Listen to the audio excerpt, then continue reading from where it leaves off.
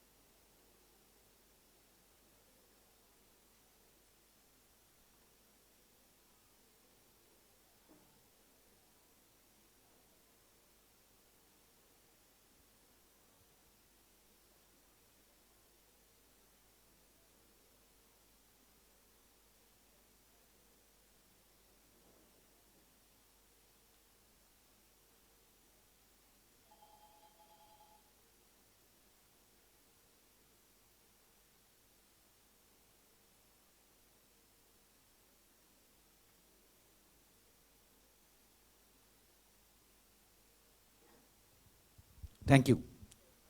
Please settle. Now I hand over to our student Rupsha Ganguly to start the proceedings.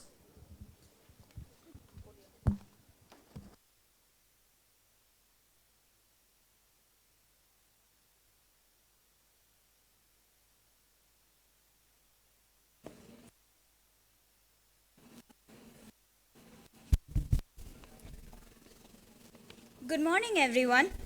It is an absolute pleasure to see such a distinguished gathering here today. Respected dignitaries, Vice Chancellor Sir, GCO Sir, and Dean Ma'am, honored guests, faculty members, speakers, and fellow students, a very warm welcome to the National Media Conclave. Organized by the Journalism and Mass Communication Department, jointly presented by the Center for Corporate and Career Advancement Cell of SNU, this conclave is not just a meeting of minds, it is a celebration of ideas, discussions, and the ever-evolving narrative of India. The topic of this conclave is media communication and shifting professional codes. I am sure each one of you is as excited as I am to witness today's insightful conversations and inspiring presentations.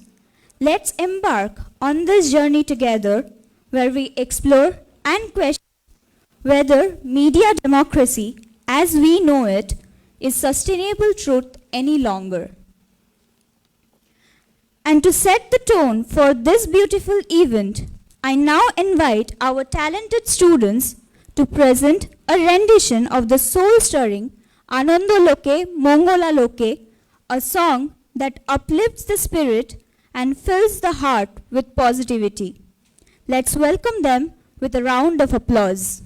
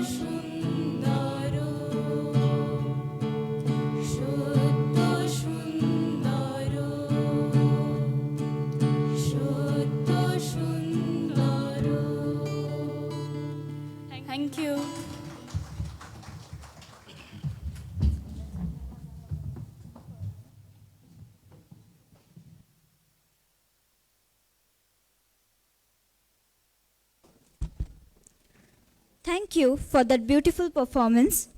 Now, to formally kick off the proceedings, I have the pleasure of introducing our hosts for the day.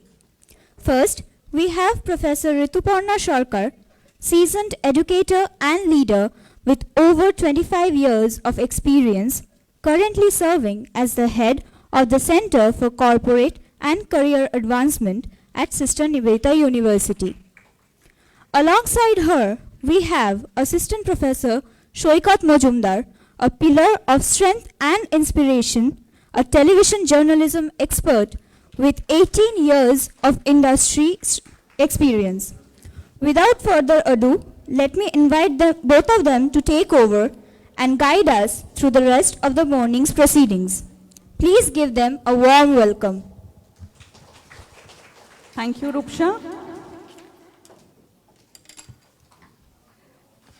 Before we start, I would like to extend a warm welcome to all the dignitaries that have come for this third National Media Conclave, and it is jointly organized by the Journalism and Mass Communication Department along with the Center for Corporate and Career Advancement.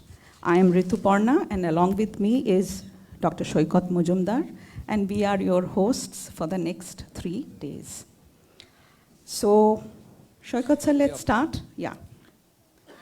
This is our third year of Conclave, and this year our theme is, as Rupsha has already mentioned, that media, communication and shifting professional codes.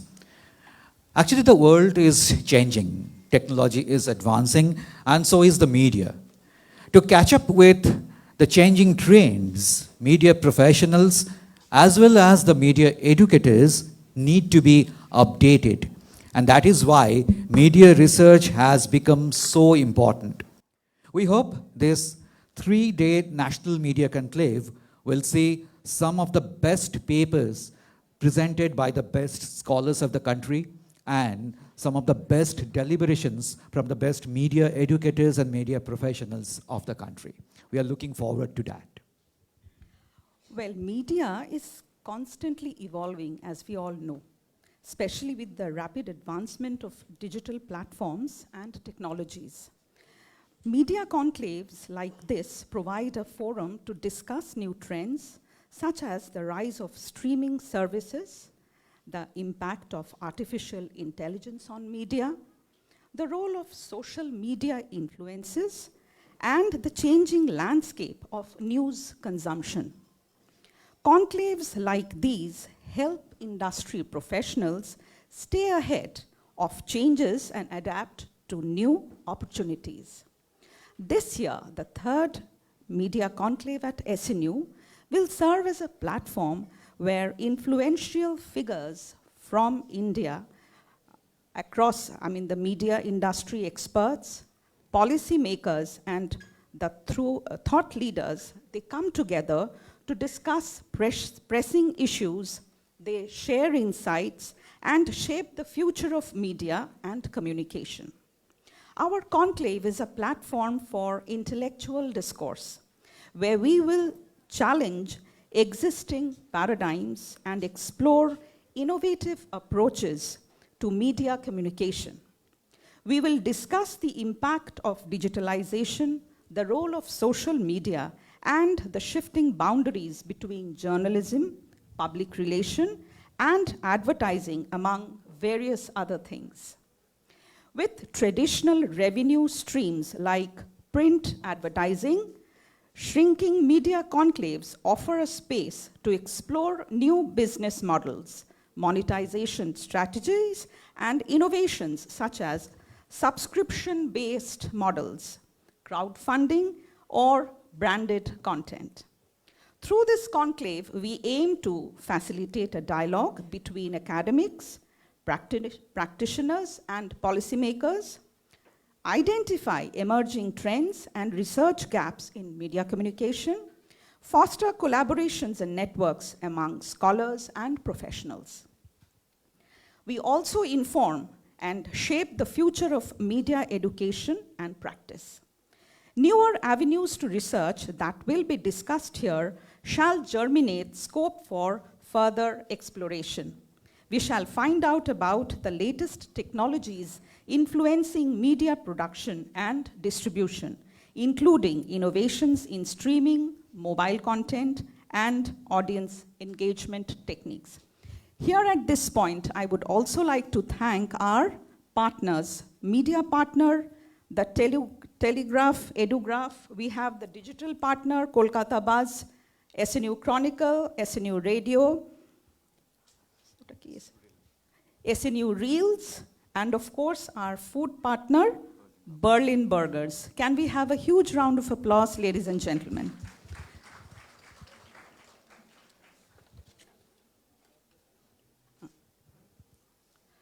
We will right now go on to the formal inaugural speech, and I have the pleasure of inviting our Vice Chancellor, Sir, Dr. Dhrupajyoti Chattopadhyay, to please come up on stage and share his thoughts and ideas about the conclave. Sir.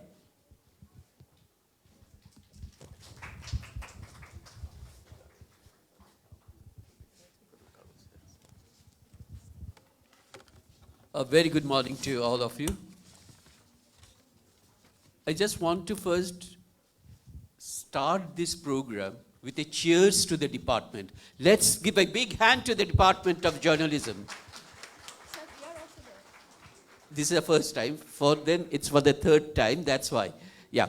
So, because something which you can sustain, you can continue, that is a very important thing. And for that purpose, I really want to thank the department that we started the first conclave, and then the second one, and then right now we are going to start our third conclave. And I also want to thank the Center for Corporate and Career Advancement, who for the first time joining hand with this in this third conclave. So thanks to the Department of Corporate and Career Advancement. Let's have a clap for them also. Now, today, I must also want to give our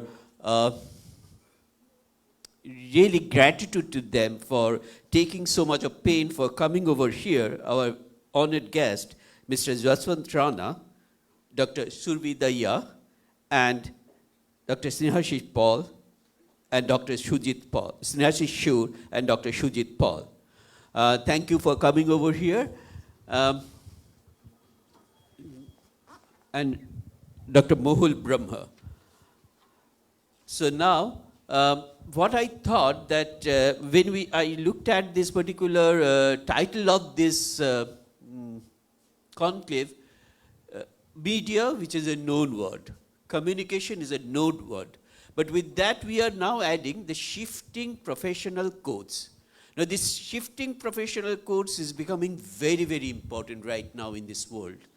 In this world where, as mentioned by Rituparna, the evolving media things are there, and there are so many different avenues for getting this particular media, and specifically when we are talking about the digitized media. There is so much of impact of this particular media, digitalization on this particular media. Now, when we are looking at this, parallelly what we could see, there are many areas which are also coming up, which are challenges for this. When these new technologies are here, then you can see that parallelly, there are number of things which has to be taken care of. And I think right now, I hope there are going to be discussions also, the ethics, because the ethics part is becoming so important right now. You could see that almost 20 to 30% of the media available at this period of time, are fake news. Now this fake news is something which is a challenge also.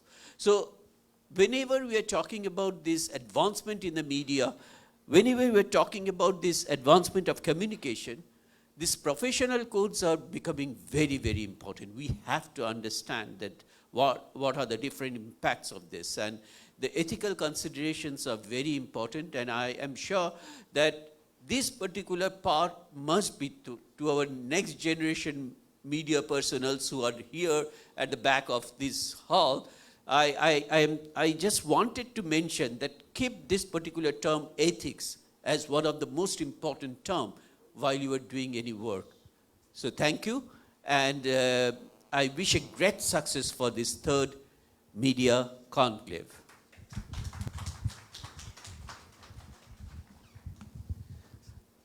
Thank you so much, sir, for your inspiring and insightful words. Now I would like to call upon on stage our Group CEO, Techno India Group, Dr. Shonku Bose, sir, for his deliberation.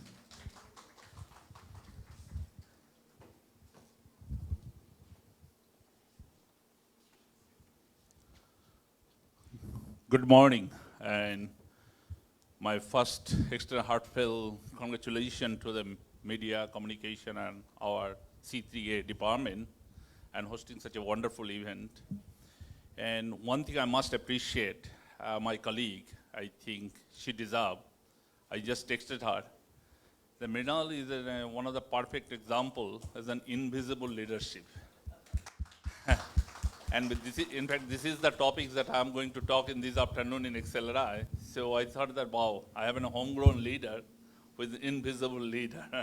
So Minal, thank you. Thanks for the wonderful initiative, and keep it up. And just a minute.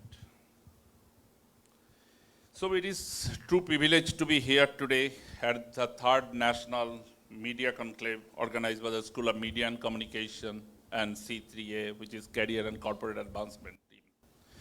The gathering is not only a collaboration of media's pivotal role in the society, but also a reminder of the responsibility of the rest on our shoulder in shaping narratives, informing public, and upholding the tenets of free and fair journalism.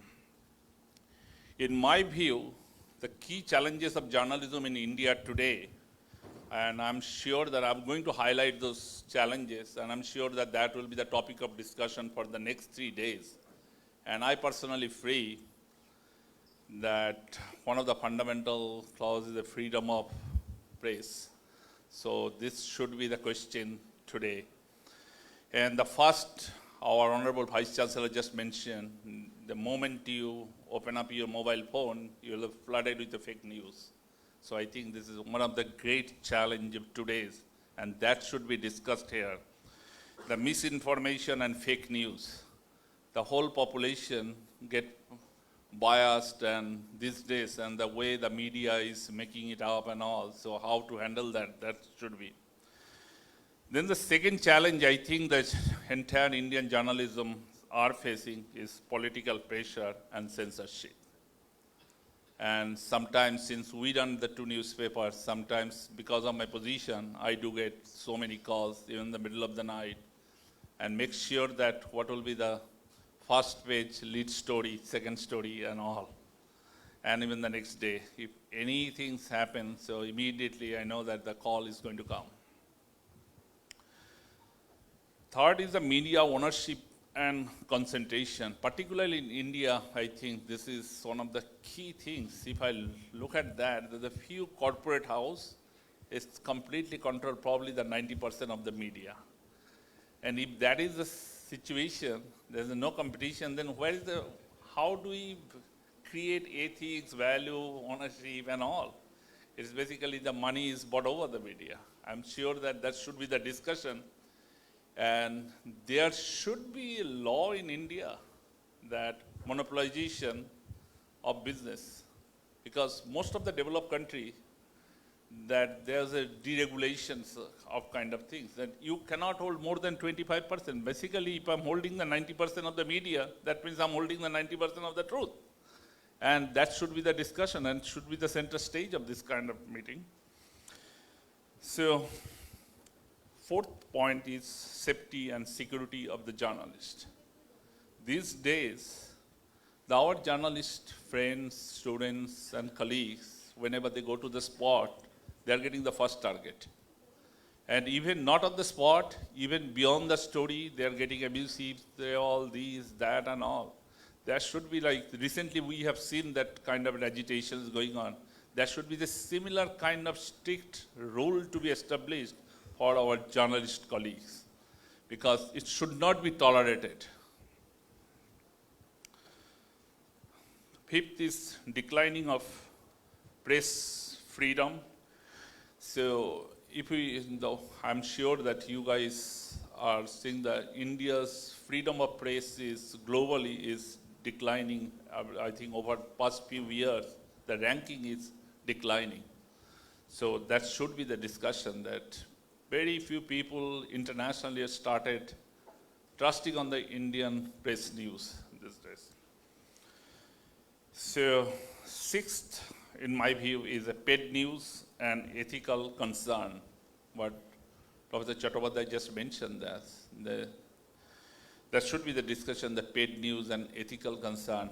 We are already, our media is corporatized and concentrated, monopolized, and on top of that, paid news and ethical concern. Seventh is, most important, is the digital transformation and revenue model. You know that almost the print media is gone worldwide. And on top of that, the love for reading the media's stories, if you move to the digital media, hardly after every 3 lines, there's the one ad. It's so irritating, so irritating. You cannot even read and complete the story, and there's no narrative. So there need to be some sort of a balance between these and the revenue model also. Being a chief executive officer and running the 2 newspaper, I understand the how hard, and every month when the balance sheet comes, how to manage and also making some kind of balance. So I understand the pain also, but the problem is also, I'm sure that these will be the topics of discussion for the next few days. And next one is in linguistic and cultural diversity. Particularly in India kind of a language, still I think the English media is getting the dominance of that, ignoring the regional languages. So sitting in here, so in Calcutta, I hardly get to know about what is going on, this important story in Kerala, small village, because hardly there's all coverage is in English. So it's regional languages are getting ignored. The next one is emerging technologies. I think the most reason of fake news is AI and the data, and now there's the voice cloning and all. So this should be the discussion, how to handle and how to balance it. I highlighted this. I thought that, I was just thinking last night that what I should be speaking on this forum, because I'm not from the media industry, but as a common user point of view, I thought that let's highlight all the challenges in this August forum, and let's them discuss over next 3 days and come out with a right solution and make some suggestion of this. Monopolization of media and political pressure on our media is really disturbing the society. And Indian society is not on a 1 or 2 million population. It is almost 1/4 of world's population. So with that, I would like to conclude this morning's, and I'm sure that next 3 days will be very interesting discussion, all kind of lot of thoughts, and I'm sure that after that, there will be some proceeding, and I would look forward to seeing that. Wish you all good luck. Thank you all. Thanks. Thank you so much, sir. Your words always keep us engaged, and they are very inspiring. Now I have the pleasure of inviting somebody who is a very fascinating person, and she needs no introduction. Dr. Meenal Parikh, can we please have you on stage? And if you could share a few words. The person who has designed this conclave, the mastermind.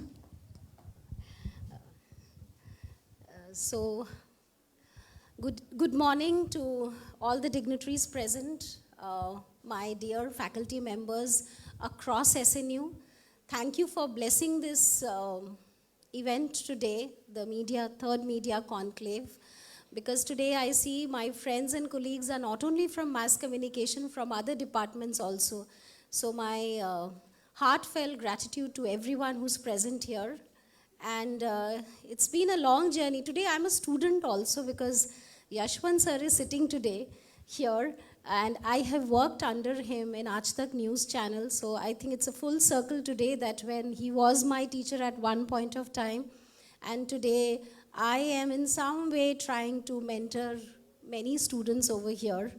So thank you everyone for being present today. We would be launching the proceedings of the second media conclave today.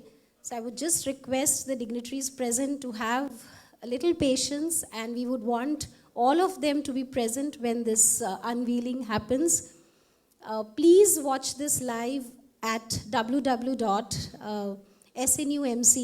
That is our platform where we can see live all the proceedings. So whoever is sitting at home or anywhere else, they can see the proceedings. And we've tried to make this more national, because I think sitting at West Bengal, we miss the opportunities of listening to these people who are sitting Delhi, which is hub of news.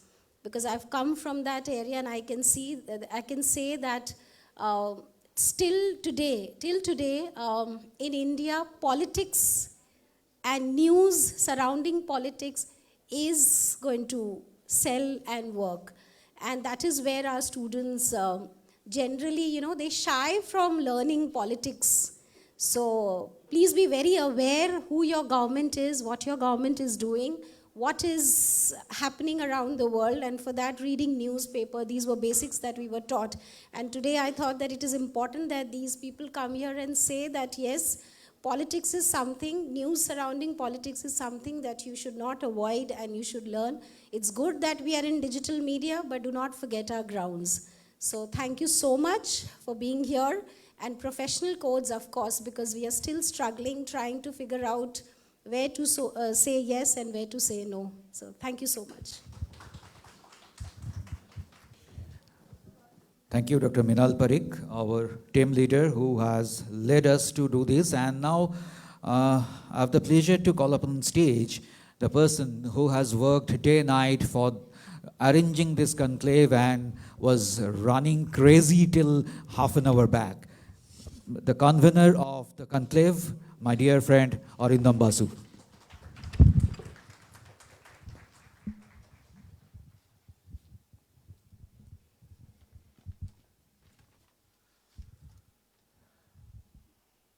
I was truly going crazy because just half an hour back I took Snehashishda's car number and I sent it back to him. And so good morning, Honorable Vice Chancellor sir, Group CEO sir, dignitaries who have come here and added their spark to this Cloudcast Day, my friends from the media, fellow paper presenters, and mostly my dear students. A very warm welcome to you to this National Conclave. This is the third edition, and we are pleased to let you know that we have grown each year because of the dedication and diligence of the team that works relentlessly round the year to make this event a grand success. I'm just a small cog in that giant wheel. This year, our theme is media communication and shifting professional codes. On the slippery turf of media ethics, professional codes are a voluntary expression of professional diligence by quality-conscious media personalities, be it journalists, admin, PR persons, or anyone who's directly connected to the world of mass media. The slant is palpable, the shifting of goalposts evident. Self-regulation by the media is a must to reduce influence by third parties over media content. The changing media environment challenges the world and also the work put out by the media every day. Legally insecure, financially weak, politically motivated, vested and vulnerable, pressures and privileges make the road an alluring one but dangerous. It is with this idea that we have set up 3 days of plenary sessions and talk shows. Papers will also be presented on broader themes beyond the seminal topic, and we have been able to connect with major humanities streams like English, Bengali, sociology, psychology, fine arts, performing arts, making this conclave truly interdisciplinary.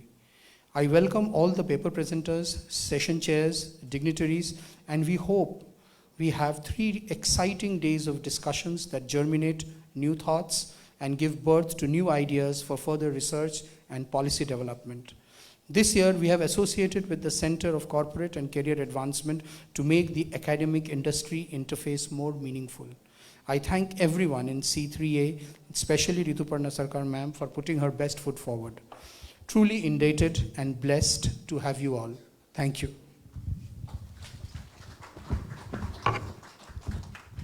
Thank you so much, sir, for the lovely words. Let's move on.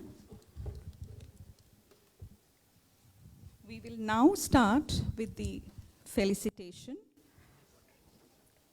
And before that, I would like to request Honorable VC Sir, GCEO Sir, the Dean Sirs present, the guests, all to come forward, because in SNU we have a practice that whenever we start anything beautiful, anything very noble, we always start with the watering of the plant instead of lighting the lamp. So all of you, if you could please come forward, and we will now have this ceremony of watering the plant.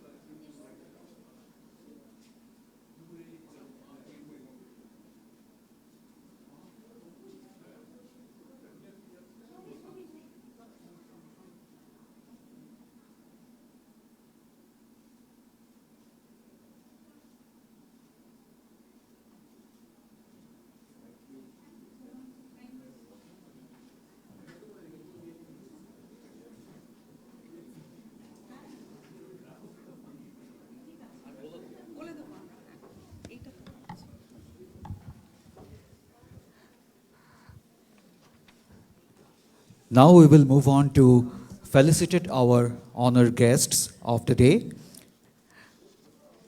First,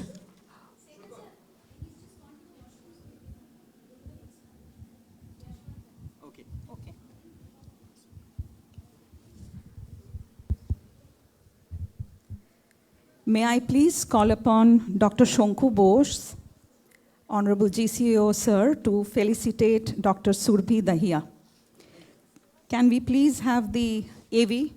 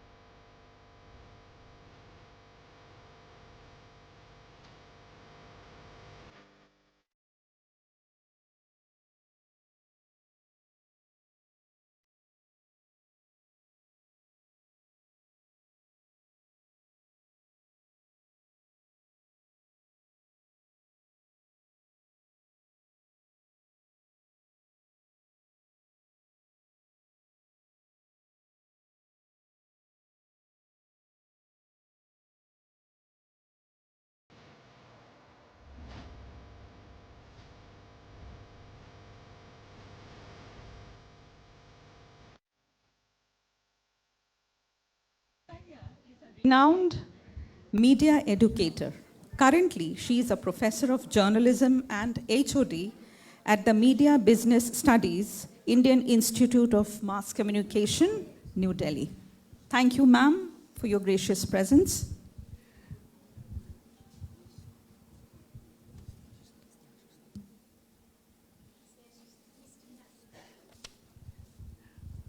Okay.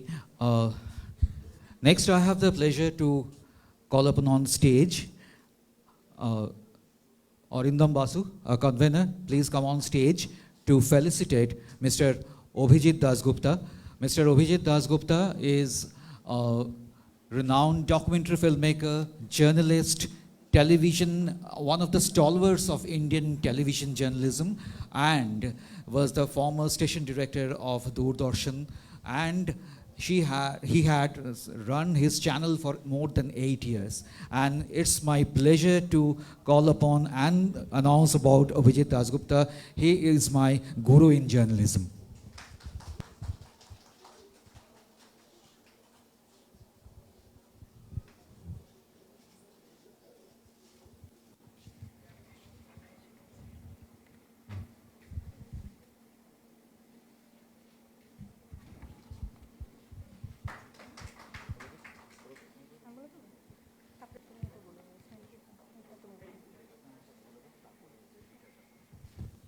Thank you, sir. Mr. Yashwant Rana is one of the leading journalists of India. He has worked in channels like Zee News, Aaj Tak, Mahua News, and India News. Currently, he is the managing editor of India News Channel. He has been honored with several awards for his contributions to the field of journalism. May we have the audio and video?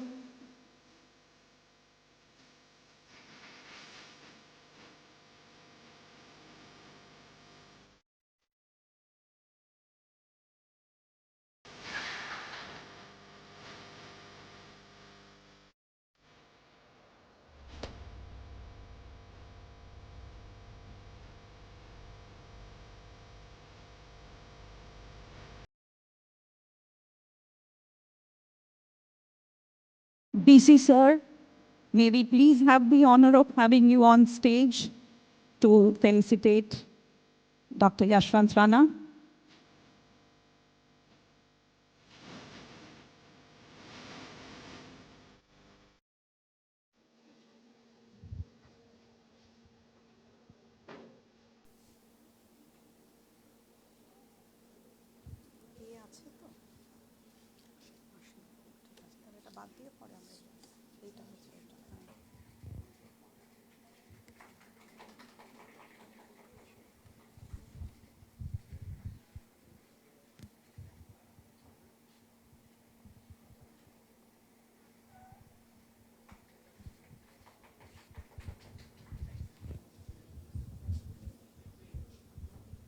Thank you, Dr. Chattopadhyay, and thank you, Mr. Rana. Let's move on. Shaukat sir. Yeah. May I call Dr. Minal Parekh on stage to felicitate Dr. Mohul Brahma, Dean NSHM Media School, and a very eminent media educator.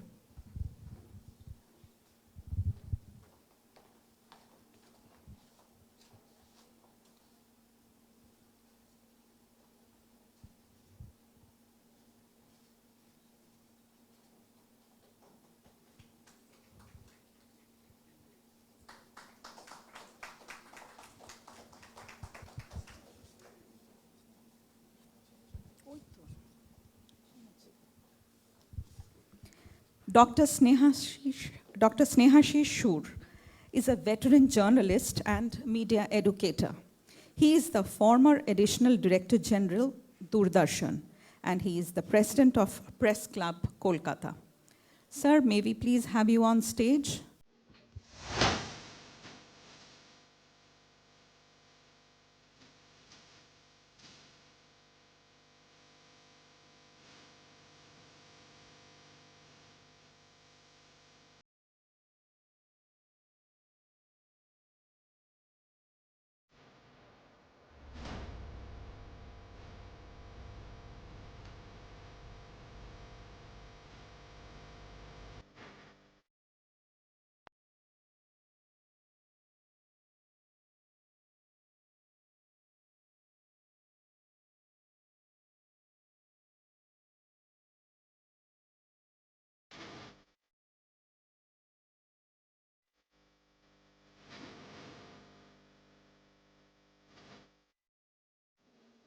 Dr. Shonku Bose, may I have the pleasure of having you on stage to felicitate Mr. Snehashish Shur.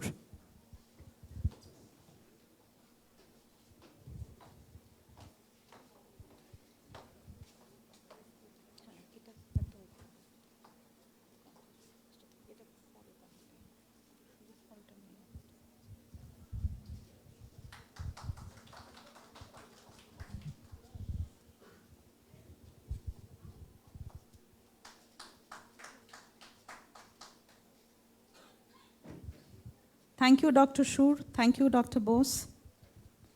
We will now move ahead with the launching of the book. Yeah, Shoykot? before the launching of the book, I would call upon Mr. Arindam Basu, Professor Arindam Basu, for a special announcement. Volunteers who are taking care of placement cell boardroom, please head to the boardroom with the laptop because our session will start in say 10 minutes time. And those handling boardroom on the ground floor for the online session, please head to the boardroom. And the participants for the who will be giving presentation in person for the placement cell, some of the volunteers, please lead them to the placement cell boardroom, please. Okay, so that we can start precisely in 10 minutes time. Okay. Now we have a great moment of pleasure and honor. The last media conclave which we organized in 2023, the book which is the result of that 3-day session, Media, Culture and Society, we will formally launch that book. I have the pleasure and honor to call all the dignitaries present here to come on stage for the launching of the book.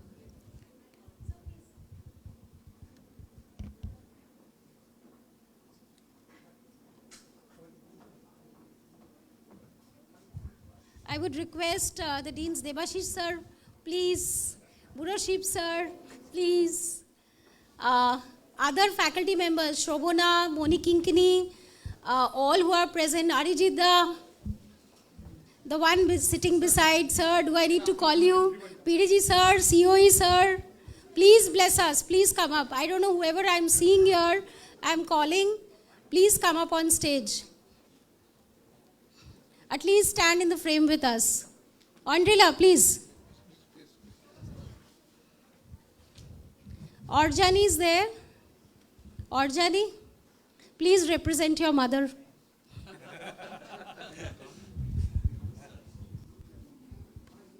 I hope I'm not missing anyone. Please volunteer and please come up on stage.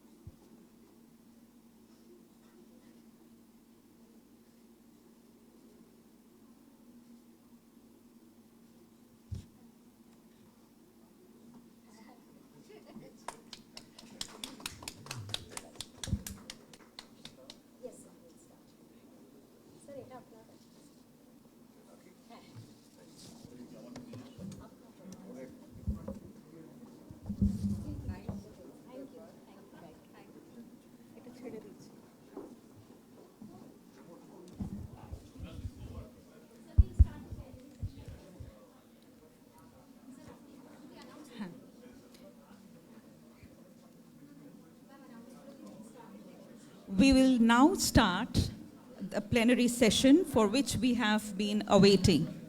I would like to call upon my colleague and a very dear friend, Dr. Jhumur Dattagupta on stage, Professor Jhumur Dattagupta on stage to take over right now. Jhumur, the stage is all yours. The plenary session, the participants of the plenary session, Dr. Surbhi Daya, Mr. Yashwant Rana and Dr. Snehashish Shur. Please give us a few minutes of time to arrange the stage.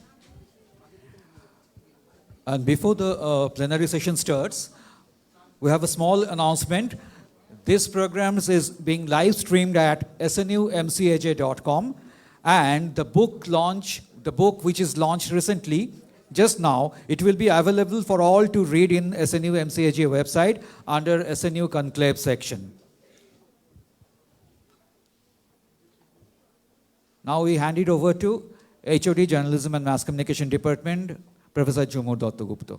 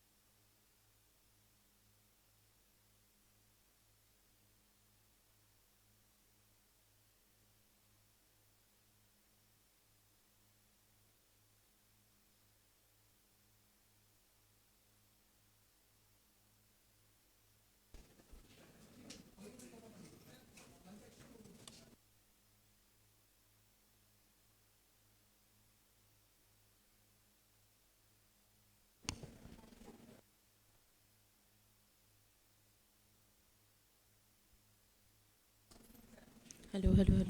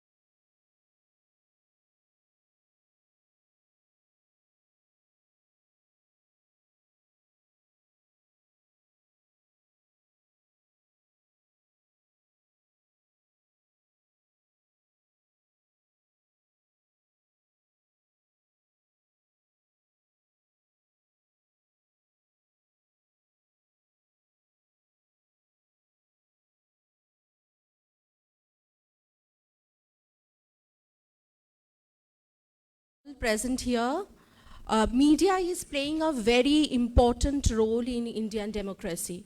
We all know that media is referred as the fourth pillar of Indian democracy. But the unfortunate, some information every day we are getting. As per the Press Freedom Index, India ranked 161 out of 180 countries as per this index, as per the freedom of press and democracy of press. The journey of Indian journalism, which was started with the fearless voice of Raja Ram Mohan Roy and Gandhiji, is it under threat now? Has the corporate policy and the political binary of the so-called big media houses clouded the trust factor of the media? Are the political manipulations and profit-making steps the only agenda of today's media business. Many incidents pointed out that so-called educated middle class, they are very apathetic about mainstream media. And the media even got the recent coinage, the Godi media. At this complex juncture, there is one question that arises in our mind: is media democracy a sustainable truth any longer? We open our plenary session with this topic. We shall listen, discuss, and enlighten ourselves with our three eminent, very powerful guests. I would like to call up on stage and invite our guest, Mr. Yashwant Rana.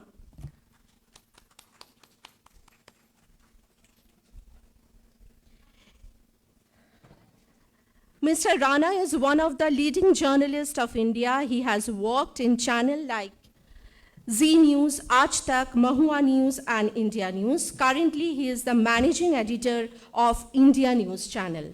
Our second panelist, Professor Dr. Shurvi Dhaiya, is a renowned media educator. Currently, she is a professor of journalism and HOD Media Business Studies, Indian Institute of Mass Communication, New Delhi.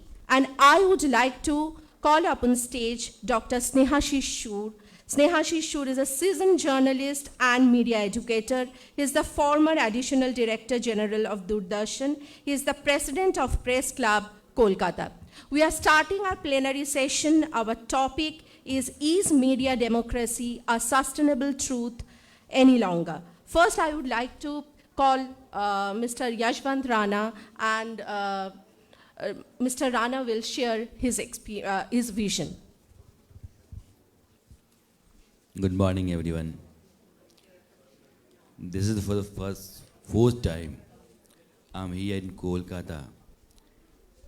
And every time I feel that the moment I land, it starts raining.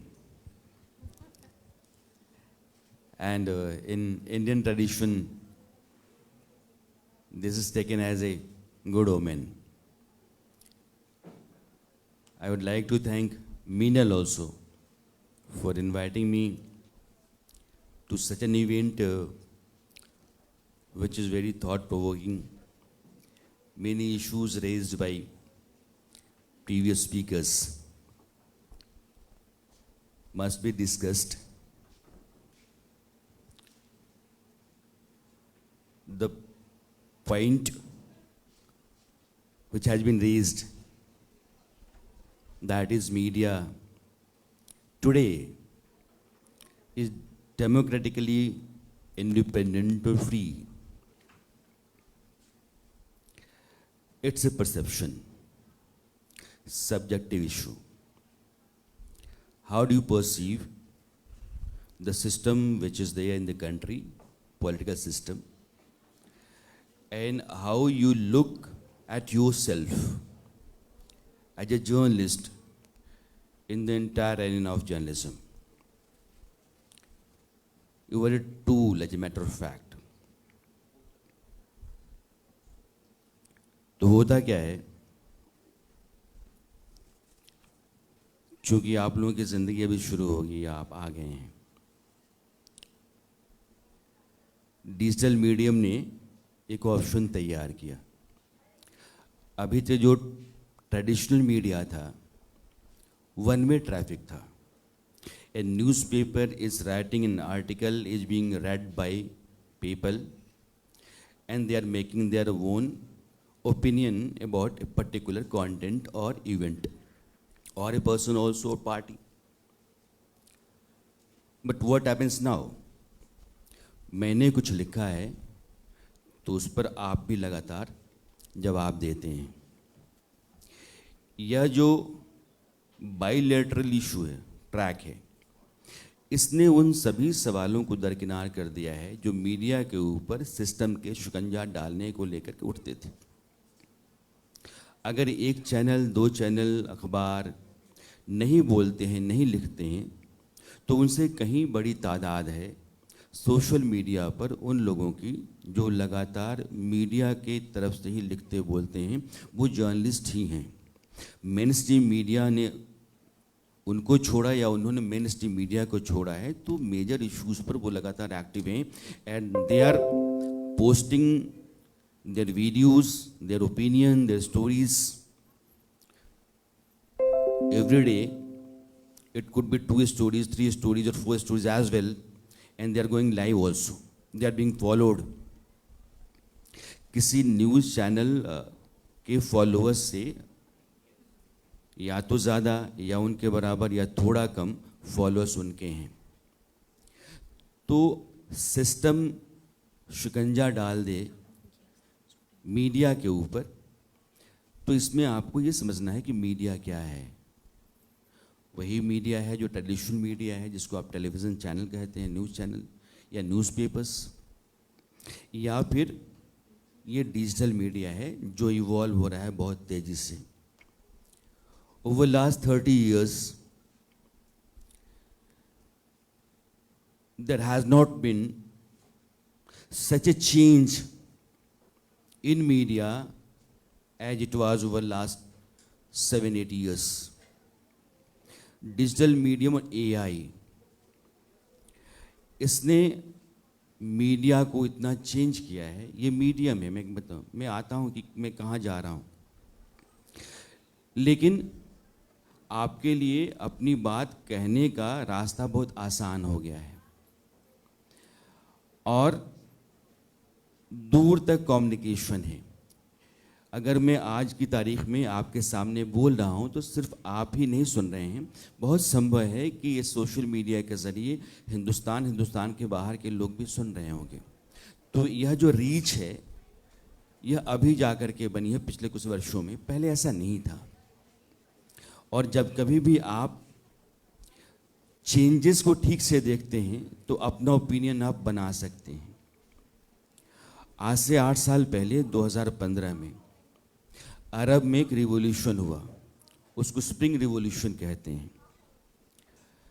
एक छोटे से देश में, Tunisia नाम है उसका, उसमें एक ठेले वाले ने एक पुलिस वाले की जाति के खिलाफ सुसाइड किया और पुलिस सिस्टम जिस तरीके से लोगों के ऊपर जुल्म ढाता है, उसको लेकर के लोग एक तरीके से गैंग अप होने लगे। और वो एक देश में पहले रिवॉल्यूशन आया, क्रांति आई, फिर दूसरे में, तीसरे में, चौथे में यमन था, मिस्र था, सीरिया था, ट्यूनीशिया था। तो लगभग कई देशों की या तो सत्ता हिल गई या सत्ता बदल गई। उसमें कोई मीडिया का रोल नहीं था, जो ट्रेडिशनल मीडिया कहते हैं, लेकिन यह जो सोशल मीडिया है, इसका रोल था। तो मीडिया सिर्फ वही नहीं है जिसको हम देखते हैं, लेकिन हाँ, अभी एक सवाल उठ रहा था कि फेक न्यूज़ ने सोसाइटी को बहुत पॉल्यूट किया है, और मैं इससे सहमत हूँ। न्यूज़ चैनल में होने के नाते मैंने हमेशा ये माना है कि जब तक आप बहुत अलर्ट नहीं हैं और आप क्रॉस चेक नहीं करते हैं, तो हो सकता है कि आप ऐसा टूल बन जाएं जो सोसाइटी और कंट्री दोनों के लिए डेंजरस हो सकता है। और चूँकि जर्नलिज्म में आप लोग जा रहे हैं, जर्नलिस्ट को बहुत ही ऑब्जर्वेंट और इनक्विजिटिव होना चाहिए। जितना सवाल आप खुद से और सामने वाले से कर सकते हैं, वो ताकत आपके भीतर पैदा होनी चाहिए। एक छोटा उदाहरण मैं आपको देता हूँ। अभी 4 रोज़ पहले एक बड़े नेशनल न्यूज़ चैनल पर आउटडोर शो में एक आदमी आता है और वो रोने लगता है, कहता है कि मैं तो 98 लाख 98 लाख के कर्ज में हूँ, मैंने ऑनलाइन गेमिंग खेली और उसमें मैं डूब गया हूँ। फिर पूरा शो जो है वो ड्रैग कर लेता है अपने पास, शो उसके पास आ जाता है। 98 लाख रुपीस उसने कहा कि मैंने अपनी माँ के गहने बेचे, मैंने अपनी मौसी के रुपए चोरी किए, और वो इंडिया के नेशनल मीडिया का फोकल पॉइंट हो जाता है।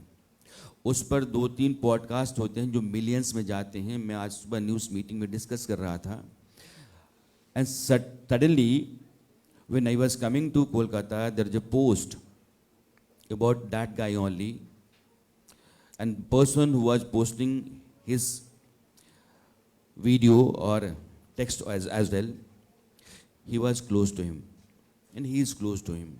He knows him. He is his neighbor.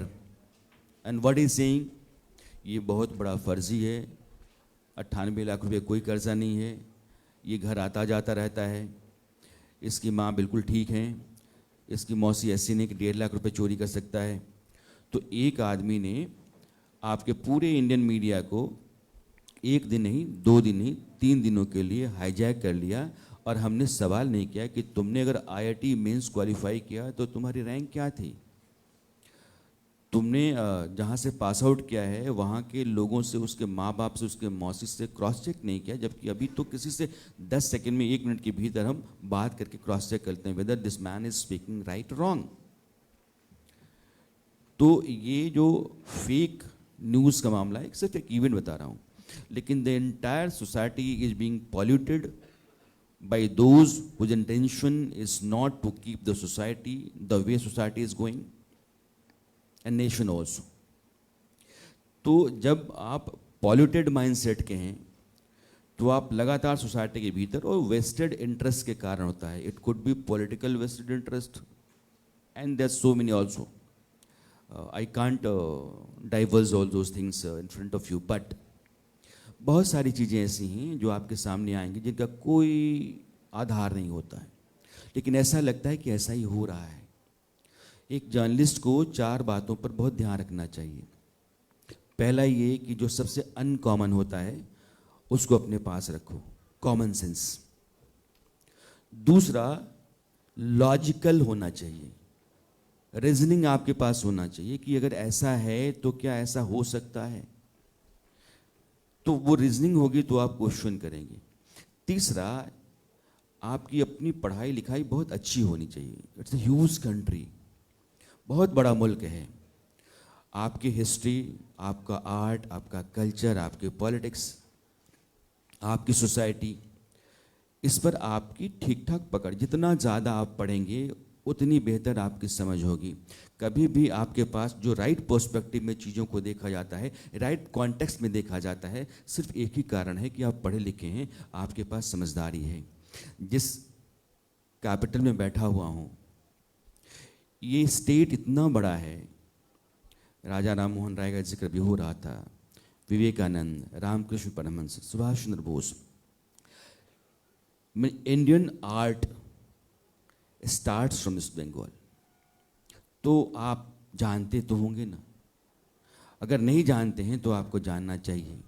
जिस इंस्टीट्यूट में आप बैठे हुए हैं, जिस लेडी के नाम पर है, उस लेडी के बारे में आप कितना जानते हैं? अगर नहीं जानते हैं तो आपके भीतर इसका मतलब सवाल पैदा नहीं होता है। उस लेडी का रोल इंडियन फ्रीडम मूवमेंट नहीं, इंडियन कल्चरल हेरिटेज को एनरिच करने में कितना रहा है, what an important role she has played in 2 decades she was there in India, 1890 से लेकर के 1911 तक, ये 20-21 साल। तो एक आयरिश लेडी ने क्या किया? अगर आपको नहीं जानते हैं तो आपको जानना, जो कि आप यहाँ पढ़ते हैं, इसका मतलब कि सवाल बंद हैं, तो सवाल करना बहुत ज़रूरी है। जो तीसरी बात है, आप पढ़ो लिखो बहुत ज़्यादा। चौथा, जो टेक्नोलॉजी आपकी आज की तारीख में है, उसके साथ आप लगातार अपने को पेस में रखो। It's a changing society every day, and the way society and technology are changing, if you don't change yourself and don't maintain pace with the change, you'll be left somewhere else। तो journalist के साथ ये 4 बातें बहुत ज़रूरी हैं। लेकिन क्या है, ये जितनी चीज़ें हैं क्यों हैं?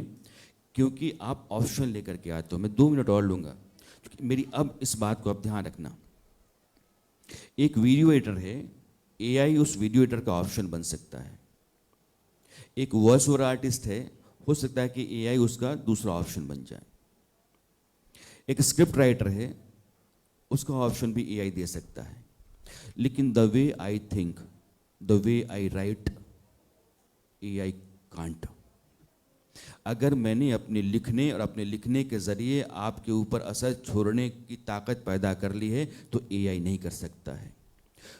ग्राउंड पे जिस तरीके से मैं चीज़ों को देख करके आपको बताने और वहाँ से सवाल पैदा हो रहा है, उस सवाल को उठा करके उनका जवाब जिन लोगों के पास उन तक जाने की जिस तरह की कोशिश मैं करता हूँ, जो मेरी समझ है, जो मेरा विज़न है, जिस तरीके से मैं बोल रहा हूँ, जिस तरीके से मैं आपके साथ कम्युनिकेट कर रहा हूँ, ये एआई नहीं कर सकता है। तो आपके जो पर्सनल ट्रेड्स हैं, अगर आप उसको डेवलप नहीं करते हैं तो आप इस रेस में, टेक्नोलॉजी की रेस में छूट जाएंगे, आपकी ज़रूरत नहीं रहेगी। तो अगर आपकी ज़रूरत नहीं है तो फिर आप गैर ज़रूरी हो गए। You have to create importance for yourself by means of your own competence. आपकी अपनी जो काबिलियत है, इसलिए मैं कह रहा हूँ कि चीज़ों को आप देखो, समझो। इस स्टेट में 3 घटनाओं का जिक्र करता हूँ। एक आरजीकर मेडिकल कॉलेज की घटना है, एक शाहजहां शेख की घटना है, एक अनुव्रत मंडल की घटना है। ये 3 लोग हैं और तीनों ब्लैक लिस्टेड हैं, तीनों के खिलाफ क्रिमिनल केसेस हैं और तीनों इस स्टेट में जो पॉलिटिकल सिस्टम है उसका नेक्सस कैसे है उसको एक्सपोज करने वाले। अगर इन तीनों को आप ठीक से नहीं समझते हैं, कोरिलेट करके नहीं देखते हैं, तो वेस्ट बंगाल में चीज़ें कैसे चल रही हैं, how the entire political system is having control or nexus with so many things which are not good for the state, आप कभी बोल नहीं पाओगे, क्योंकि आपने उनको टुकड़ों में देखा है। आप कोरिलेट करके देखो। यूपी में 2 इनकाउंटर हैं, 2 कास्ट का। वो इनकाउंटर्स आपस में क्या रिलेट करते हैं? कास्ट का फैक्टर जो वहाँ से प्रोजेक्ट किया जाता है पॉलिटिकली, वो मैटर करता भी है कि नहीं करता, ये आप तभी कह सकते हैं जब आपका अपना परसेप्शन और आपकी अपनी स्टडी ठीक होगी।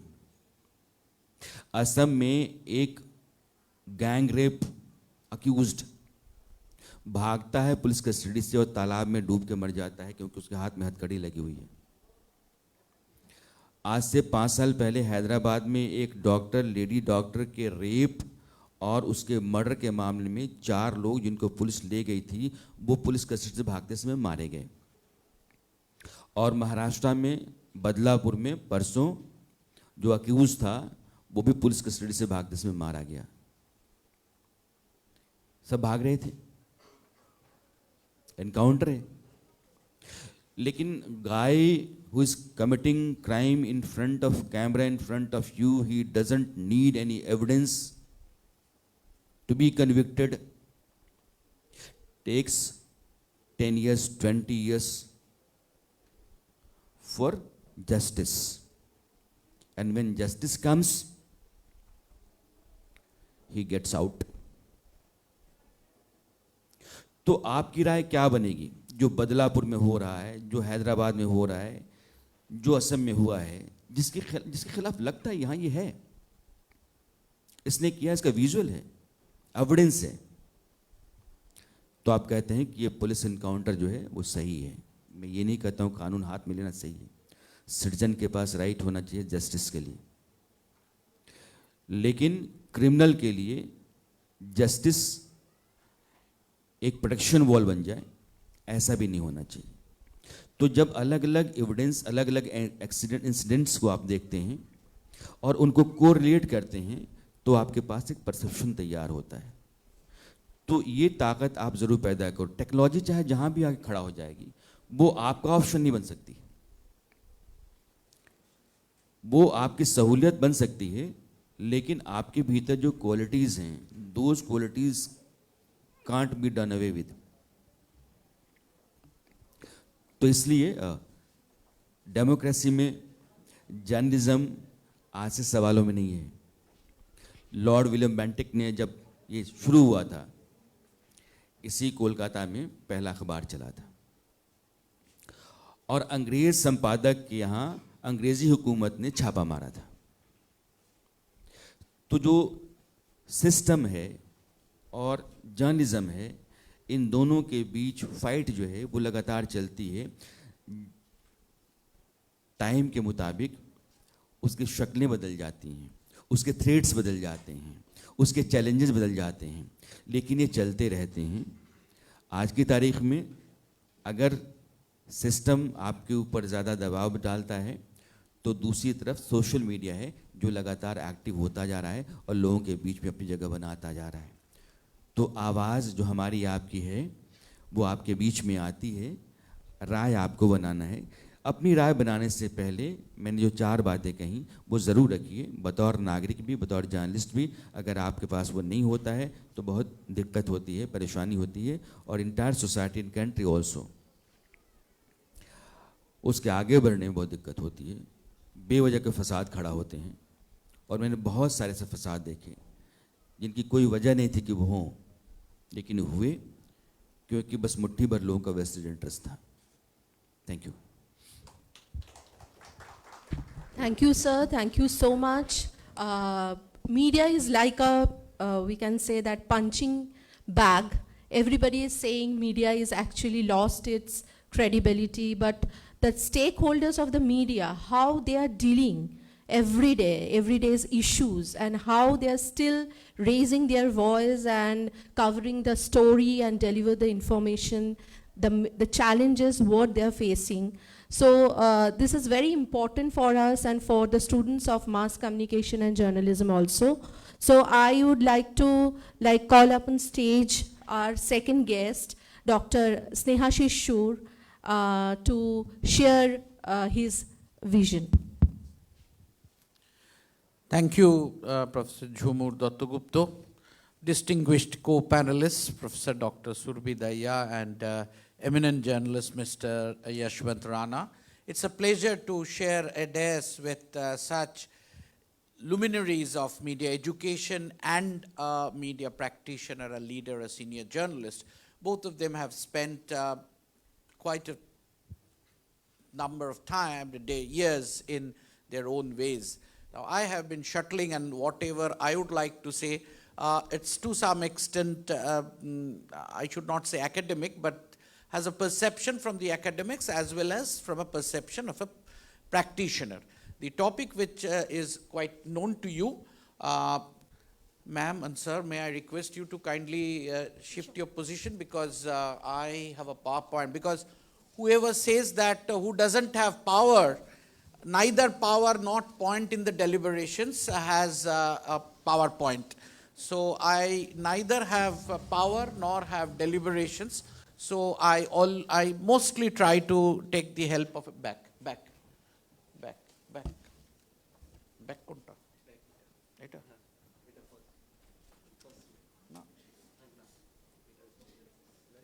No, back korbo. Back korbo. Sorry. See, when we discuss media and democracy, we have to understand from the perception that, yes, we often call media as a fourth estate.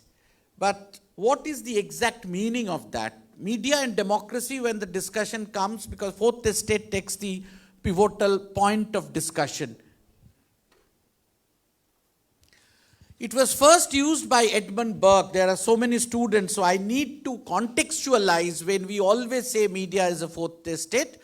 It was by Edmund Burke when he was there in 1787 in the British House of Parliament, when he said there were nobles, clergies and the commoners, and they represented in the house that there are 3 such people who are sitting there, but the exact sentence who are pointed out the press gallery and remarked, there are 3 estates in Parliament, but the reporters gallery yonder sits a 4th estate, more important far than they all. In this context, Burke was acknowledging the press as a force that could influence public opinion and act as a check on the other estates. So there are 3 estates in a democratic country: the legislature, judiciary, and executive. And the 4th, not by any constitutional guarantee, it is a social perception that is considered to be 4th estate because it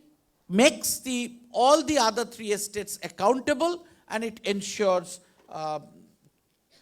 transparency. As I said, that there is no constitutional guarantee, neither it is socially accepted, and free media is a precondition of a democracy. My dear friends, this does not require any explanation that whether we call our democracy as the world's largest democracy because it's by sheer number, or it is the most effective democracy where a citizen has a right, like human rights, civil rights, and all others. So whether those rights are being exercised by the citizens, like universal adult franchise in the truest sense of the term, human rights as the truest sense of the term, and all other rights. So that is something which is very important. That is why the media has to uphold all these issues and point out to the society. That's why media is considered to be a fourth estate. Now, the role of media, as you all know, the primary role is information, education, entertainment, which I do not want to discuss. But the newer roles, whether in a democracy, media is performing these secondary roles or not. Because as I said, the democracy by sheer number, whether it's a democracy or not, that is determined how it is human rights and all other, the judiciary, all these are being exercised by the citizens. Similarly, whether it provides a real platform for diverse opinion, whether the diversity is coming up in the media or not, is a social inclusion that all kinds of people, not from political, but from social and, in the economic strata, different strata, whether all are represented. Whether does it facilitate a public debate or it's one-way intention. So whether the media is doing all these roles, does it generate a criticism to the system, to all these three others, and prompts a civic engagement? With the recent incident which we have seen, unfortunate and tragic incident, and the public outbreak aftermath, it is the media which informed, had a debate, and generated the civic engagement that the people are there out on the roads. And that whether does it raise accountability and responsibility for the authority. If media is doing all these, then media has a role to play in democracy. It is supposed to play all these roles. Apart from its primary roles, these are the secondary roles. We need to question. We need to understand. Now, there are different kinds of media. One is the legacy media, print, television, film, then the social media, WhatsApp, X, Facebook, Instagram, and the digital media. And the digital media is the most important issue to be discussed now, the social media.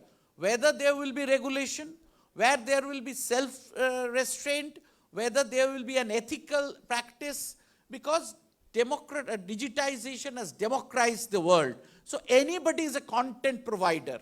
What is the definition of a journalist now? This often you can ask question. Whoever works in an established television channel, or in a newspaper, or in radio, or anybody who puts its information in the social platform which goes to 10, 100, 1,000, 10,000, 1 lakh, and etc. So who is a more important journalist? But a content provider, whether he is doing ethically or he has some agenda, whether he is propagating misinformation and disinformation. So now, now we see the media consumption perspective that we discuss about legacy media, but we actually see that it is the digital media which people are more accessing. So the democracy, the role of media will be meaningful if we discuss on the media which is more prominent in the present world. See, digital is growing fast, average 5, it is Cure Media Review, average 500 minutes daily. So it's not very small. It's 500 means so many hours. So print decline is around 40%. This is a reality. Smartphones has 35% of share of media consumption. Social media, global users reaching 500 billion, and descending ad tolerance.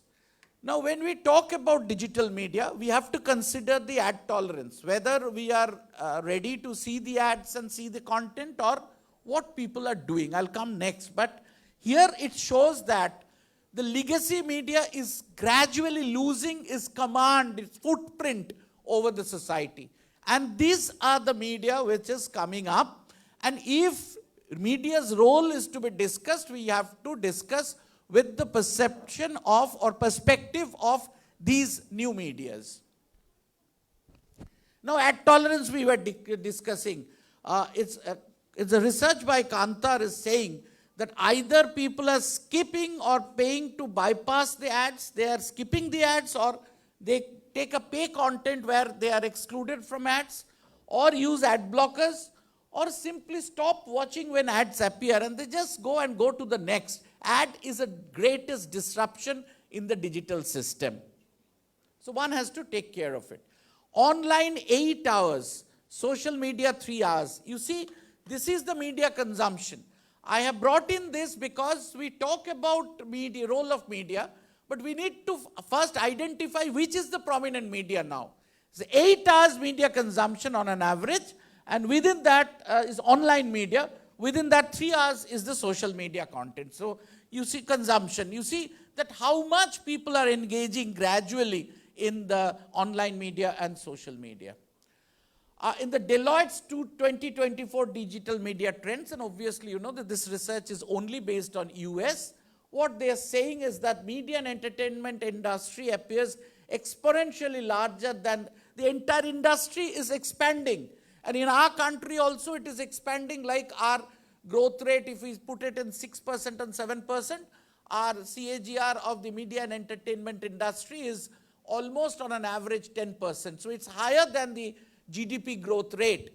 So you might have access to FICCI Media and Entertainment Report by E&Y, which is the most accepted media industry report. And it says that on an average CAGR is 10%, while our GDP growth rate is 6%. So here also it is expanding. Consumer expectations of media and entertainment may now be shaped more by social media content creators and video games than by TV and films. It's not only the print, it's not only the TV and print, TV, and then now it's coming to social media. How people weigh value of entertainment options appears to be changing shape as well. So the change has to be reckoned with. And the digital sources have become an important part of Americans' news diets, with social media playing. You see, the Pew Research Center says that either people never has taken news as a source. Now, earlier the news source was the print, then it became the television. In the evening, everybody switched on to know what has happened throughout the day. Now, it is changing towards social media. Some never, which is around 30%, rarely is 8%, sometimes is 30% again, often is 23%. So it's basically, is not much change, but in the 1/4 we see that basically on social media as a news source they're using. And the internet use of India, we have to think, when we talk about digital and social, we need to give a stress on internet. And as a student and as a practitioner, we must know the reality. 800 million mark Indian internet users has crossed. This is from the Kantar and iCube 2023. And rural India has more internet users than urban. This we need to understand, because lot of investment are decided on the basis of these data. In India, rural people are using internet more than the number of urban population. And 90% of the internet users are using internet daily. On an average, users spend 1.5 hours. So daily, 90% among the internet users, they go to internet daily. And at least on an average, they are spending 1.5 hours. So the strength, the footprint, the grip is internet.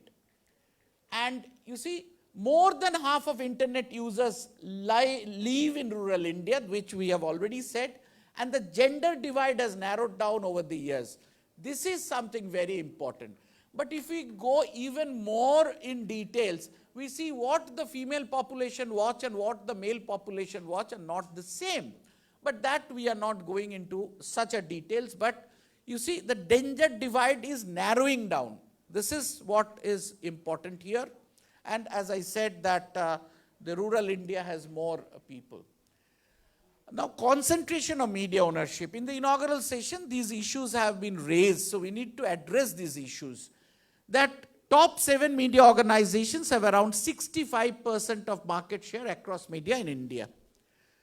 7 media having a market share of 65%. This is the concentration. So if you, whatever these 7 media organizations are saying, they are catering to 65% of our population. 4 outlets, Dainik Jagaran, Hindustan, Amar Ujala and Dainik Bhaskar, they capture 3 out of 4 readers, 76.45 of readership share within the national Hindi language market. So there are 4 Hindi dailies which are catering to 3 out of 4 people who access Hindi dailies. Similarly, in regional language media, top 2 newspapers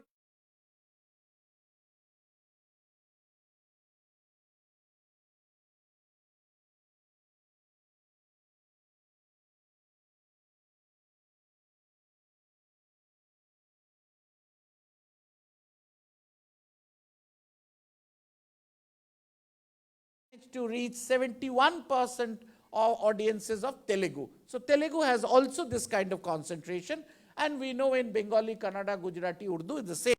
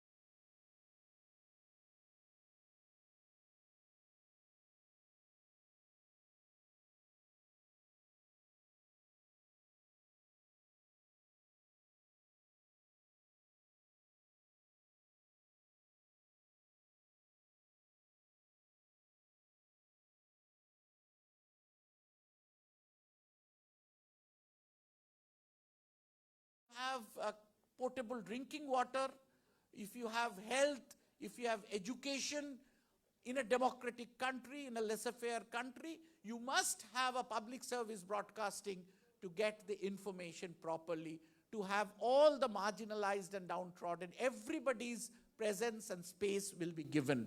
And the digital and social media, now we come to social citizen journalism, the fake news and unethical news, the issues which have been raised. So do we require a regulation? This is something that one way it has opened the vista and it has opened the, it has democratized. Anybody is now a content provider. Your content goes to hundreds and millions. But what are you given is justified. Now whether there should be a control, there is a debate going on. press and registration of periodicals, and the recent acts which are trying to regulate.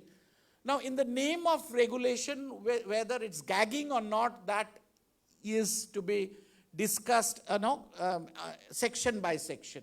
So the new act is Press and Registration of Periodicals Act, which is the replacement of the old PRB Act. And then the DPDP Act, the Digital India Bill 2023, and the rule of this act is coming. And in this act, the intermediaries, like those who carry the message, are also being held responsible. And any information considered bad, untruth by the government will have to be taken down. Whether good or bad, the time will answer. Removal of harmful content. What is harmful? Harmful to whom? This is the issue. Whether it is, a lot of cases are also going on. I am not going to the, and the Broadcast Service Regulation Bill. These are the new issues which are in the offing, or some have already been legislated, which will deal with regulations. So, my dear friends, in one side we require a legislation, because it's not only it cannot be left totally on ethics, and it cannot be left to self-restraint. But in the name of regulation, whether we are curbing the freedom of the press or not, that needs to be discussed. Now, journalists killed. That means what is the kind of pressure? This is one data which will speak of that kind of pressure and kind of control being faced. 45 in 2023 in the world, and then in our country it is 5 only. So now when we talk about media freedom, media and democracy, if we discuss, the pivotal point is freedom of media. Then whose freedom? It is journalist freedom, editor's freedom, or owner's freedom. Journalist freedom, you can understand what it is. There is always a policy, there are always seniors, there is something. No, editor's freedom. The editors, professional editors, they are reducing in numbers. And then the owner's freedom. People say that it is the policies are decided by the strategic planners. Then freedom from the state and non-state actors. From the state means that there has been occasions when agencies have raided the journalist and they have taken away their mobile phones and laptops and things like that.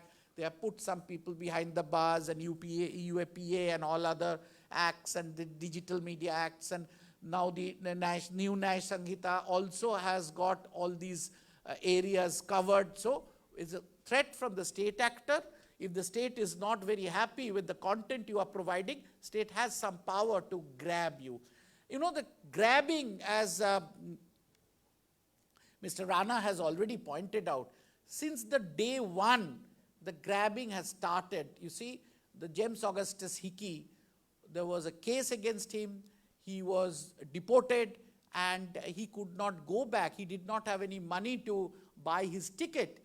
He just got into a ship and then he fell ill and his body had to be thrown on the sea. This is the fate of the first editor of the first newspaper in India, who also happened to be a Britisher.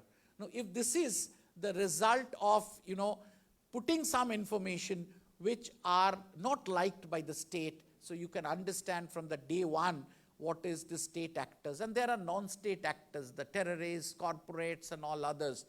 All these, I need not discipline. Future dream, how do you see that democracy, we dream of democracy. We dream that what would be the ideal condition. Let 100 flowers bloom. Pluralism will bring different viewpoints. So that is the only answer at the moment we think of, that so many media outlets will give you so many perspectives, and I can access to them, and free access, and I get all the perceptions. Survival of the media. Now, ad and subscription revenue, there is a issue going, there is a change going on. The dependence of ad revenue is decreasing to some extent, and especially in the television and OTT, and the subscription revenue is increasing and ad revenue is decreasing, but mostly in the print and legacy media, it is the ad which is giving the sources. If corporate ad and the government ad are primary sources, obviously they will control ad, and through controlling the ad, they will control you. So you need to, as the issues have been raised like crowdfunding or subscription revenue, we are not very keen in subscribing yet, but maybe in the next generation you will go for more subscription. Free from control, I envisage some of the controls and how we become free, and what would be our Lakshman Rekha, that, self-restraint, how much we will go, and, the ethics, that legacy media, organized media, generally they are responsible. There are acts, there are other places, and there is a schooling. We learn from our seniors, and our juniors also learn from us. There's a practice of ethics being followed. But, for the individual content providers, this awareness, media literacy has to be expanded. Otherwise, everybody will feel, whatever they feel like, they will disseminate through media. And the self-restraint and the citizen journalism. In one way, it is good, but another way, it can be detrimental. So, what I dish out as a content, as an individual, we have to think twice before we do. I think this is whatever little I had to present in terms of media and democracy. On the media's perspective, on the media consumption's perspective, and the problems and the future dream. Thank you very much. And at the end, I must thank the SNU authorities for giving me an opportunity, and it's a great opportunity to have shared with two, in this digital age, I cannot say the outstation guests, but they have come all the way, and they have reached before me. So I'm very sorry. Nearest to the church is always furthest to the God. Thank you very much. Thank you, Dr. Snehashi Shud. Thank you so much. Really, when we are discussing media freedom and democracy, we cannot ignore the presence of digital media. We cannot ignore the concept of concentration of ownership. So the media right now, when we are talking, when we are discussing the media freedom, media is also facing different types of challenges, and as well as the professional shifting is going on. So we would like to listen from Dr. Survi Dhaya regarding these things, media freedom and media democracy. Ma'am. Yes.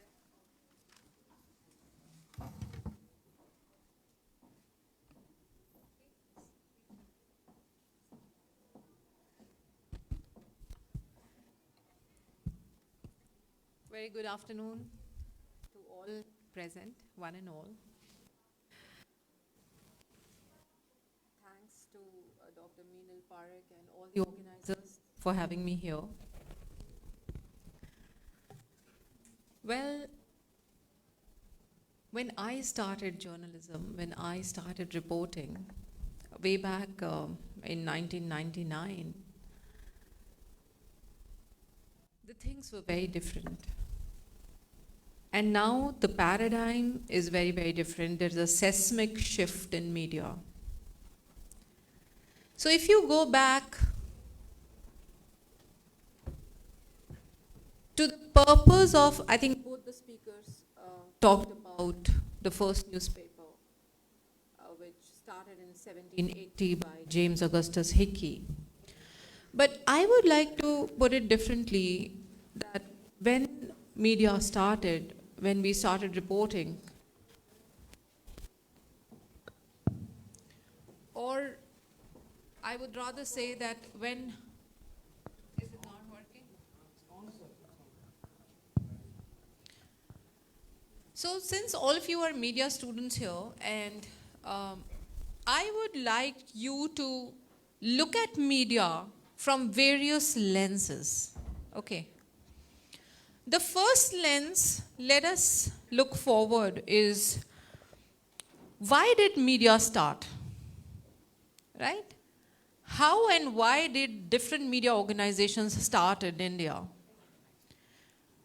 So if you go back to 1838, when the Times of India started, its name was not the Times of India at that time, its name was the Bombay Journal of Commerce. So the purpose was very different. Dr. J. Brennan, who was the editor of that paper and also the owner of that paper, he was the Secretary of Trade in Mumbai, and he used to publish all the trade-related news in that paper. this paper used to cater to the British residents in India.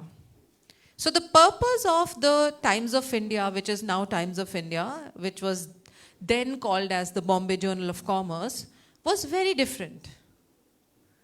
Whereas, if you see the other papers, whether it is the Hindustan Times or the Hindu or the Indian Express, the purpose was extremely different. The freedom struggle. So if you talk about the Hindustan Times, it was conceptualized in 1922 by the Akalis. And it came into being in 1924, and the purpose was to help in the freedom struggle. So the purpose of different newspapers that started way back pre-independence was very different. And once the independence was achieved, then what was the transition? What was the changing media at that time? Because she has given me a topic of related to the changes in media also. So I want to go back to the pre-independence era and start from the pre-independence era and what happened to media in the post-independence era and what happened to media in the emergency era and what happened to the media in the post-liberalization era, post-1991. And then what happened to media post-millennium, post-2000, and then what happened to media in the digitization era, which is like a decade back. So if you see all these shifts, do not see just the shift which is in the digitization era, just see all the shifts that have happened to the media industry in India. So pre-independence, the purpose of media was completely different, but as soon as the independence was attained, then what? Media in a democracy, in the largest democracy like India, media is one critical institution which informs people, which shapes their opinions. But at the same time, after independence, the media, because the purpose had, they had achieved that purpose. So now what next? So the vision and the mission kept changing. So then it started, profit maximization started. And then, when, in 1946, when Ramkishan Dalmia purchased the Times of India, after that, when it was sold to his own son-in-law, Sahu Jain. And then when it came to Jains, I mean to say when the younger generation came in, when the Sahu Jain group, after that Ashok Jain, he ran it, or his wife Indu Jain. But when it came to the younger generation, Samir Jain, Vineet Jain, in the late 80s, then what were the shifts that started happening in media? They studied from abroad, they started bringing in the Western concepts also. They started looking at the profit maximization. They had this paper called Illustrated Weekly of India, which was shut down, only because it was not making profits, right? So, what happened to the media after independence, especially after the younger generation came in? So when K.K. Birla was handling, Hindustan Times, how it was different, but when it came to Shobhana Bhartiya, how it became different. Similarly, how Ramnath Goenka handled Indian Express, and when, his grandson, his daughter's son, whom he adopted, Vivek Goenka, when he came in, how things were different. So all of these, the younger generation came in around late 80s, and this was the time which was coinciding with the post-liberalization era soon. So then all the major changes started happening in media industry, which was, majorly shifting towards profit maximization. And then media, it became a business. So when we see media as a business, we see newspapers and other things like a product. So it is not a small industry, my dear students. Let me tell you, sir was talking about the FICCI report. And according to the FICCI report, it's around 2.3 trillion industry. So the media and the entertainment industry in India is 2.3 trillion. Who says that you will not get a job? So there are lots and lots of jobs awaiting because such a big industry, having so many different verticals, whether it is print or radio or television or digital, or it is animation and VFX, you have music, you have live events. Live events per se was, the growth rate of live events last year was 129%. And this year it's around 20%. So a segment seeing so much of growth has so much of, potential. So media became a business, and it is growing so fast that it is almost 2.3 trillion. Out of which this year advertising is alone at 1 trillion.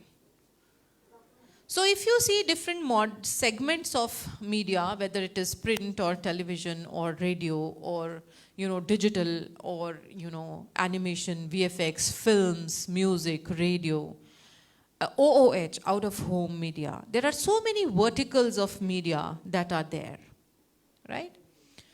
Now, you look at the size of the media. We've looked at the size of the media. We've looked at the various segments of the media, right? Now see how these segments are, how these media organizations, or I would say legacy media, is growing and diversifying its products and businesses. Let's take an example. You read Times of India?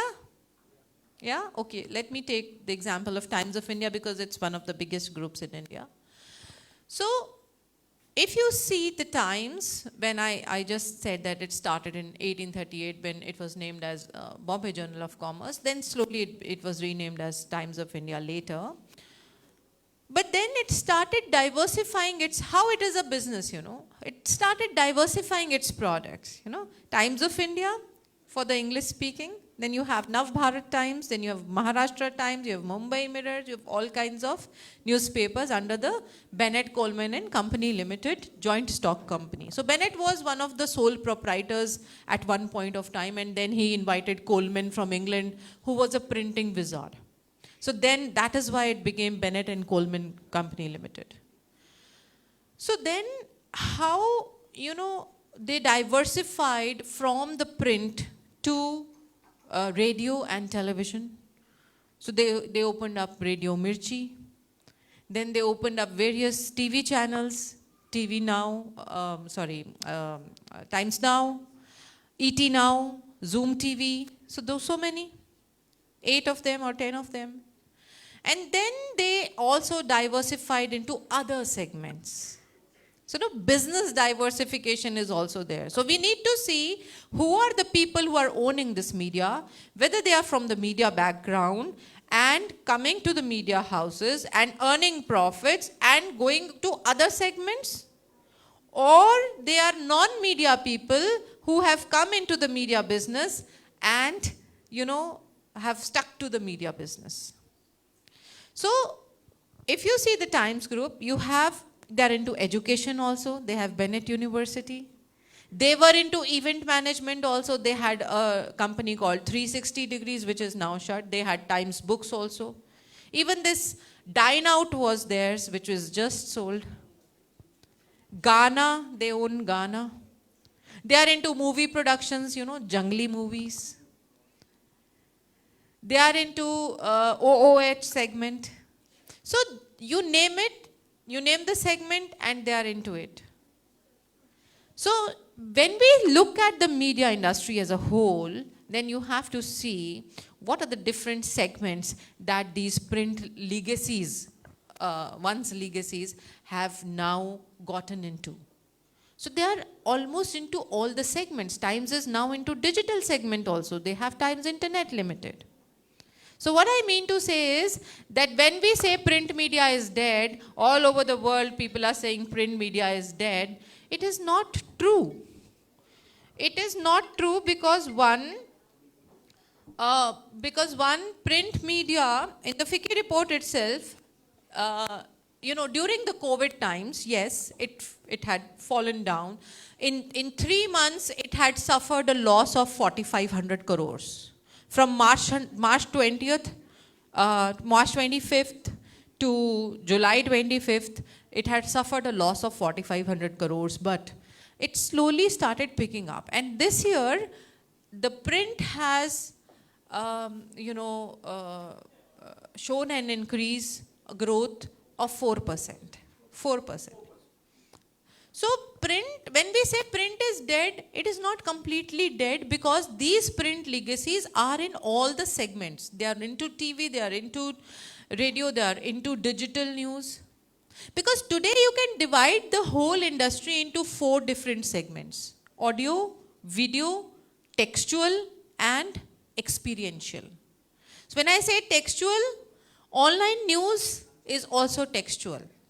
It has texts, it has words, so it comes into textual. And when I say experiential, it could be online gaming, right? So, why I say print media is not dead, because in our country, we have a system of door-to-door delivery, and there's a 4% of increase. We have some loyal readers, especially the people who are used to reading the newspapers. But the younger generation, we have newer business models for them, like the InShots. So InShots has a business model of writing news in 60 words. And this business model comes from the youngsters, because they feel youngsters are not reading news. They're not reading the full news. They're just reading headlines or the lead paragraph. That is why InShots has come up with a business model of producing news in 60 words. So, new business models are coming, but we need to see that these print legacies who have developed and diversified into various segments are still growing. And I have interviewed most of the owners, whether it is Vineet Jain or Shobna Bharti or Vivek Goenka or Sanjay Gupta or this Pavan Agarwal or Girish Agarwal, all the owners of the media house, who still say that from the print segment they earn more than the other segments. So how is the print dying? I don't understand. So they say that at least for the 10 years, print will not be dead in India.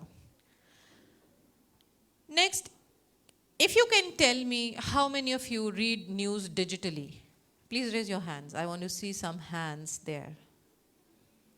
Yes, did you raise the hand? Yeah.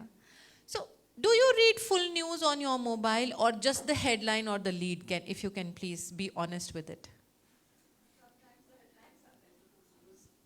Students out there? Yeah, you raised a hand, yeah? Do you read full news on the mobile? No. What about you? No. So the thing is that we are not reading the whole news on the digital platforms. It's just the headlines or the lead paragraphs that we are just reading to know what is, superficially, what is the news.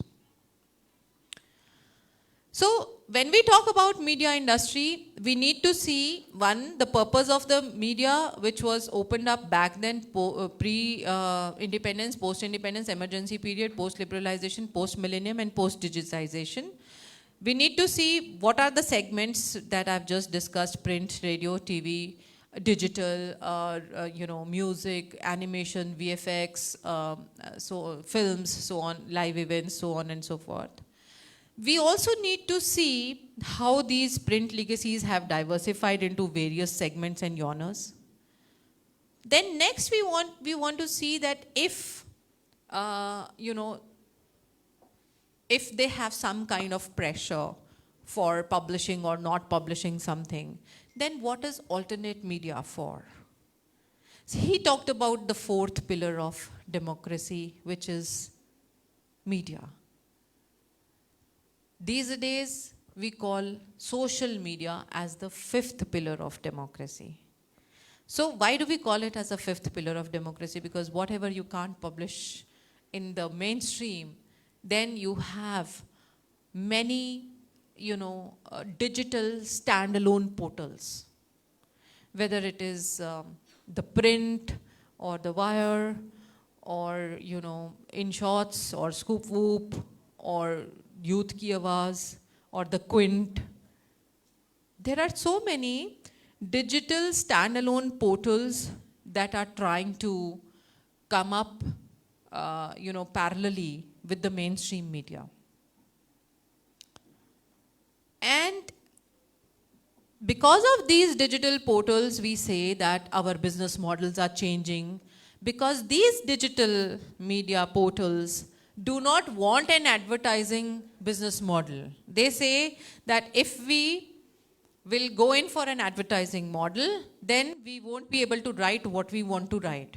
And that is why they want to shift to the subscription model.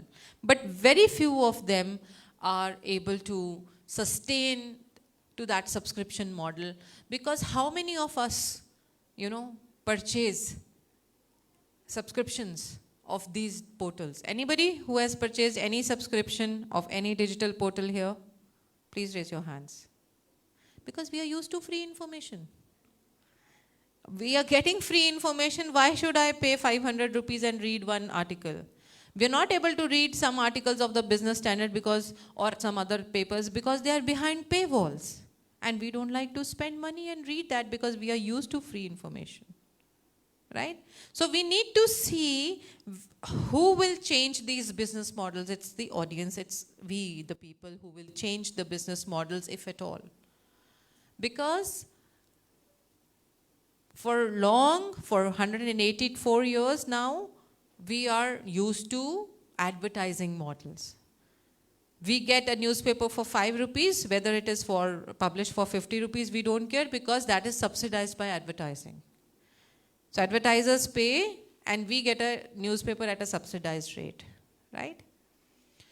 Then the next thing that we should see is that how these digital portals are growing and how many of them are sustaining themselves.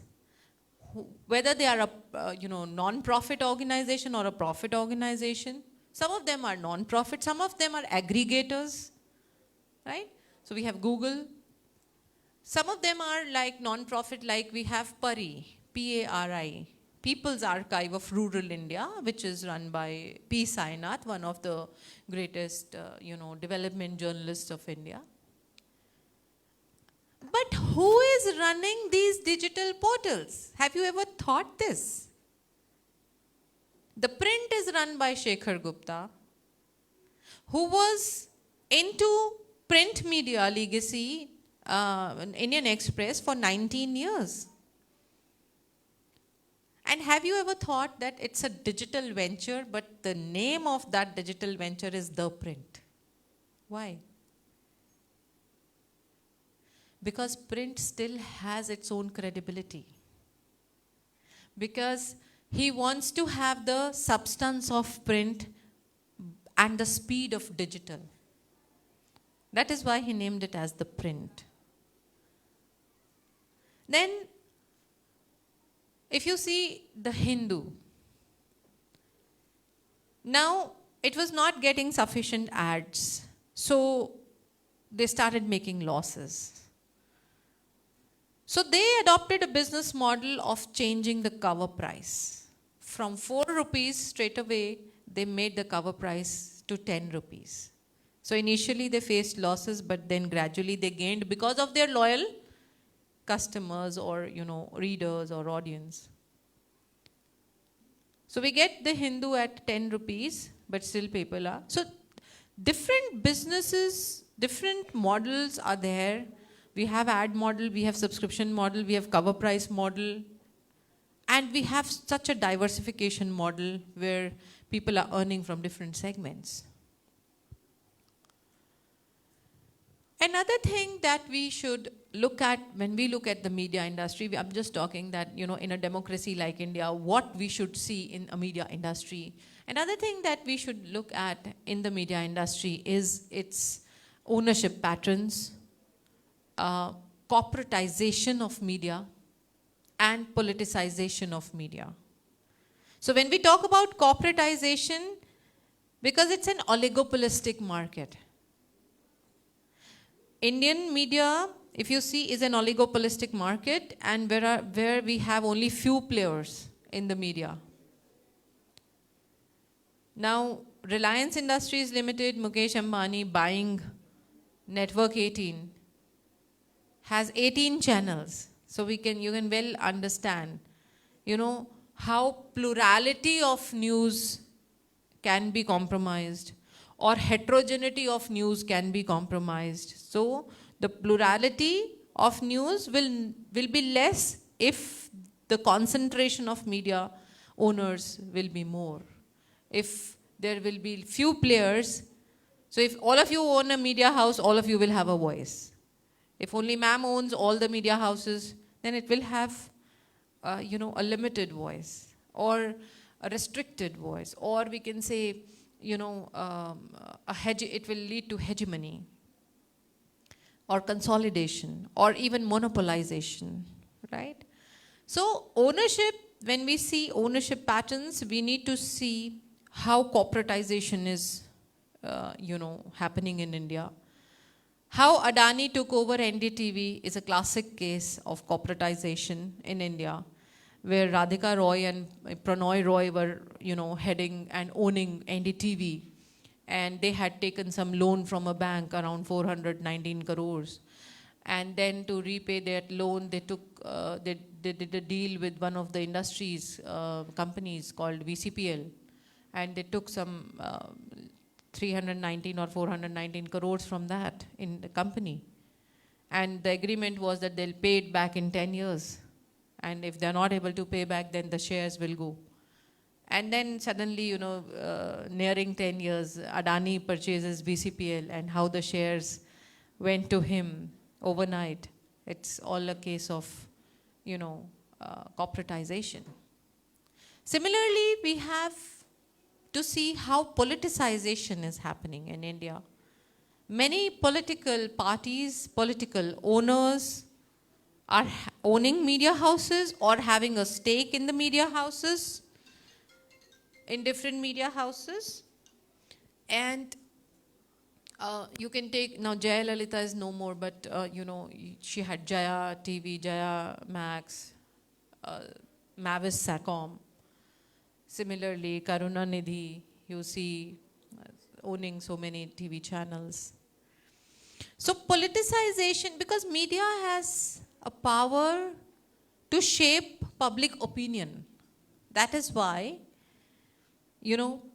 politicians, corporates, haunches, they all want to be a part of media houses, or they want to have that power where they can influence people, where they can help shape their opinion or public perception for that matter.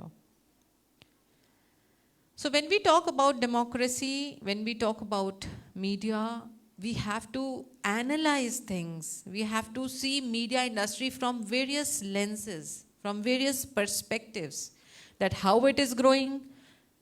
Are we doing only pure journalism, or is it business? How these media companies are operating. If you see, they are operating in better than any other, industry. You see their organizational structures. Editors have now become managing editors, right? Now we have CEOs.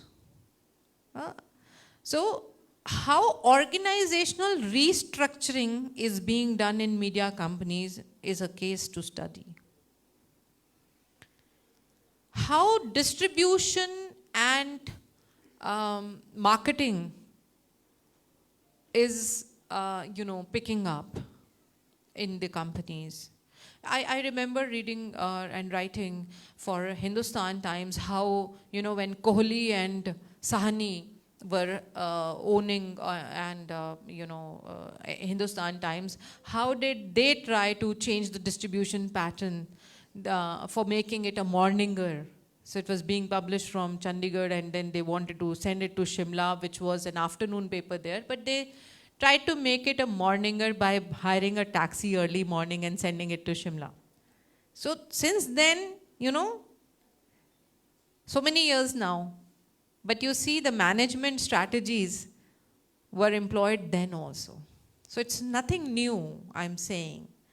I started my career as a reporter where I was reporting on agriculture, on problem of plenty, on development stories, on research stories, on rabies, on hybrid canoes, and all that. Because I had learned development journalism in my life and I wanted to work as a development journalist throughout. But when I worked in these media organizations, I felt that it's more of a business side also. Then I wanted to write on these houses because when we go and present papers internationally, I remember I went to Canada, Montreal, where I realized that from every country there are papers from, projecting their media houses. And we have no book, we have no paper. That is the time when I realized in 2015 that we should also write on Indian media. That was the time when I started working on the Indian media and writing about Indian media.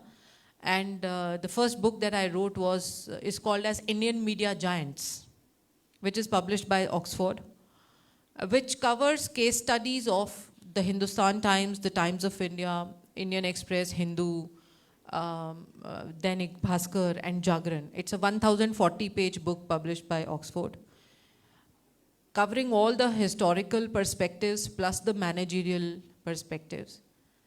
And then I thought that I should not stick to only the print legacy, so I started writing about television segment, and I decided to write a separate book on television segments, and I took my first case study as the Z Group because it was the first satellite television in India.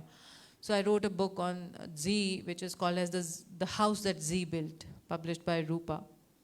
And then I started working on the digital houses in India, and came out with another book which is called as Digital First, Entrepreneurial Journalism in India, again published by Oxford, UK, where I published around 20-30 case studies on the digital portals. But the industry is ever evolving. So then we decided to write on digital journalism, So I've just published a book last 2 months back on Handbook of Digital Journalism, Perspectives from South Asia. It's a publication by Springer, Singapore. And all, it's an edited volume written by 50 authors. And we have covered all the dimensions that could be in the Indian media industry as far as digital journalism is concerned. And then also for the students, I thought of covering all the beats in journalism. So we came out with a book on mastering beats in journalism and emerging technologies. So it's published by Pearson, earlier with Sage India, which covers all the beats in India. You name a beat, we have it. And all the emerging technologies, whether it is mobile journalism or it is a podcast or it is bots or blockchain technology, or artificial intelligence for that matter. So when you see a democratic country like India and vis-a-vis the media industry, please underline the parameters that can be studied about the Indian media at length. So there are so many parameters. For example, the technological, changes that have happened in media over the last 3 decades or the 4 decades. How that technological shift, is there. How media has changed technologically. Or what are the seismic shifts that have happened to the Indian media? How 4G changed the game, how 5G is changing the game. What is the future? Today we have laptops, we have palm tops. Tomorrow we have watches also now. Tomorrow it will be walls. So what are these shifts, and how society or the consumers are adapting to it? Again, going back to Everett Rogers' diffusion of innovation, there are early adopters, there are laggards. So how we are adopting to that technology, to that, disruptions, that is all up to us. But we need to study media industry at length.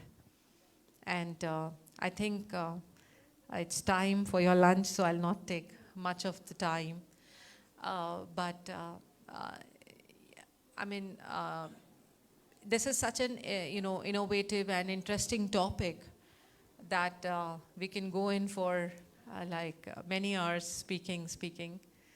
So I remember that somebody told me that if you have to speak for 2 hours, just don't prepare, you can speak. But if you have to speak for 5 minutes, 10 minutes, then it is more important to study what are the most important points to be discussed. So I think I've discussed touched some of the important points, and we can always continue whenever we meet next. Thank you so much.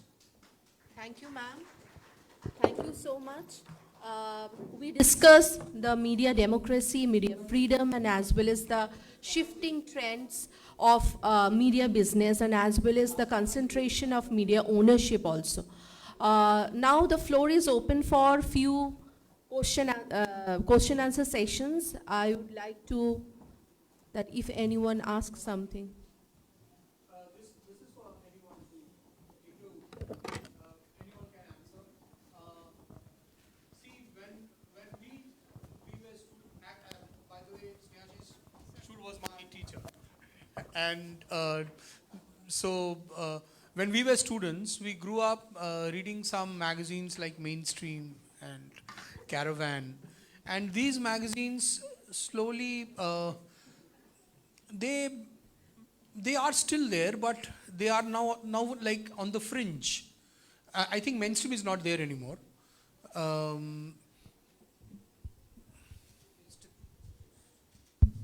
Mr. Chakraborty is not keeping well. Well, yeah, I don't know Mainstream is whether not- somebody has taken it up. No, he's in Kolkata now. Yeah, But he's not. It's not well at all.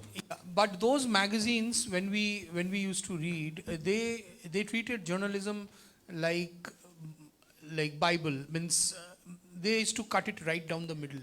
And we grew up as students. Means I know Snehashish was one of those people who say, "A magazine tapor, ye magazine paro, ye mat." These are the Hindu was one such paper which he always gave an example. So when we talk to our students, are there magazines and newspapers in India which we can uphold? मैं Yashwant sir, अगर आप बोलें, यहाँ पर बहुत सारे बच्चे हैं जो हिंदी मीडियम बैकग्राउंड से आए हैं और वो हिंदी जर्नलिज्म करना चाहते हैं, तो अगर आप बोल सकते हैं कि कोई पेपर या मैगजीन, ठीक है, which they should follow, means they have to look at something. ये बड़ा अच्छा सवाल है. जब कभी भी हम कोई सवाल करते हैं तो एक लिमिटेड टाइम पीरियड के भीतर उसका सिग्निफिकेंस क्या है, यह देखते हुए उसका जवाब देंगे तो आपको सही ये जवाब मिलेगा. मैं गांव से आया हूँ और बचपन के दिनों में मेरे गांव में बैलगाड़ी, ट्रैक्टर, एम्बेसडर की कार हुआ करती थी. बस एम्बेसडर नहीं दिखती है क्योंकि एम्बेसडर ने समय के साथ चेंजेस नहीं किए. लोगों की ज़रूरत जैसी थी और बाकी जो कॉम्पिटिटिव कार्स थी उन्होंने जो बदलाव किए वो बदलाव एम्बेसडर ने नहीं किए, तो दिखता नहीं है. बैलगाड़ियों का दौर ख़त्म हो गया है. जिस तरीके से हम खाते रहे अब वो हमारी ज़िंदगी नहीं है. तो लाजमी है मेन स्ट्रीम. मैंने पूरे करियर में 2 ही मैगज़ीन पढ़ी, एक फ्रंटलाइन, एक मेन स्ट्रीम. और होता ही है कि जब आप इस तरह के मैगज़ीन पढ़ते हैं तो आपका एक मेंटल बेंटअप तैयार होता है. फिर आप कंटेंट नहीं निकालते हैं, परसेप्शन आपका तैयार होता है. आप इसको बहुत माइन्यूटली ऑब्जर्व कीजिएगा. जब किसी पर्टिकुलर आइडियोलॉजी के साथ कोई मैगज़ीन चलती है, कोई ब्रिलियंट एडिटर होता है, तो वो आपको शेप अप करने लगता है अपने मुताबिक. वो चाहे द तुगलक हो या द हिंदू हो या मेन स्ट्रीम हो. लेकिन मैं चाहता हूँ कि इंडिपेंडेंट जर्नलिस्ट के तौर पर आप कंटेंट उठाओ, ओपिनियन मत उठाओ. ओपिनियन अपना जनरेट करो. राइट डेटा, राइट इंफॉर्मेशन और इन्फॉर्मेशन को लेकर के एक रेशनल अप्रोच आप रखो। इसलिए मैंने कहा कि जब तक आपके पास खूब नहीं पढ़ोगे, जैसे मैं क्या बंगाल में हैं, क्या आपने सुभाष मुखोपाध्याय को पढ़ा क्या सुनील गंगोपाध्याय को पढ़ा क्या, महाश्वेता देवी को पढ़ा क्या? हिंदी का आदमी 2-4 लोगों का नाम लेता है कि प्रेमचंद को पढ़ा क्या, आपने विनोद शुक्ल को पढ़ा क्या, आपने राग दरबारी पढ़ा क्या? लेकिन ऐसा नहीं है। आज की तारीख में बेइंतहा लोग अच्छा लिख रहे हैं, और जो लिख रहे हैं वो कोई आसमान की ज़िंदगी नहीं है, वो हमारी आपकी ज़िंदगी है जो बदल रहा है। तो उस बदलाव को आप महसूस करते हैं। हिस्ट्री का टेक्स्ट क्यों चाहिए? क्योंकि यही वेस्ट बंगाल है। एक छोटा सा ज़िला है नादिया, एक छोटी सी जगह, खेत है, खुला खेत है जिसको प्लासी कहते हैं आप। जब लॉर्ड क्लाइव प्लासी की लड़ाई लड़ रहा था तो उसको ये नहीं मालूम था कि वो हिंदुस्तान पर 200 साल का शासन लाद रहा है। उसको सिर्फ एक लड़ाई जीतनी थी, उस समय वो लड़ाई जीतनी थी बस। तो सिराजुद्दौला को हराने के लिए उसने मीर जाफर को तोड़ा और एक नया हथियार ईजाद किया जिसका नाम बंदूक था। एक छोटी लड़ाई ने हिंदुस्तान के ऊपर 200 साल का शासन लादा।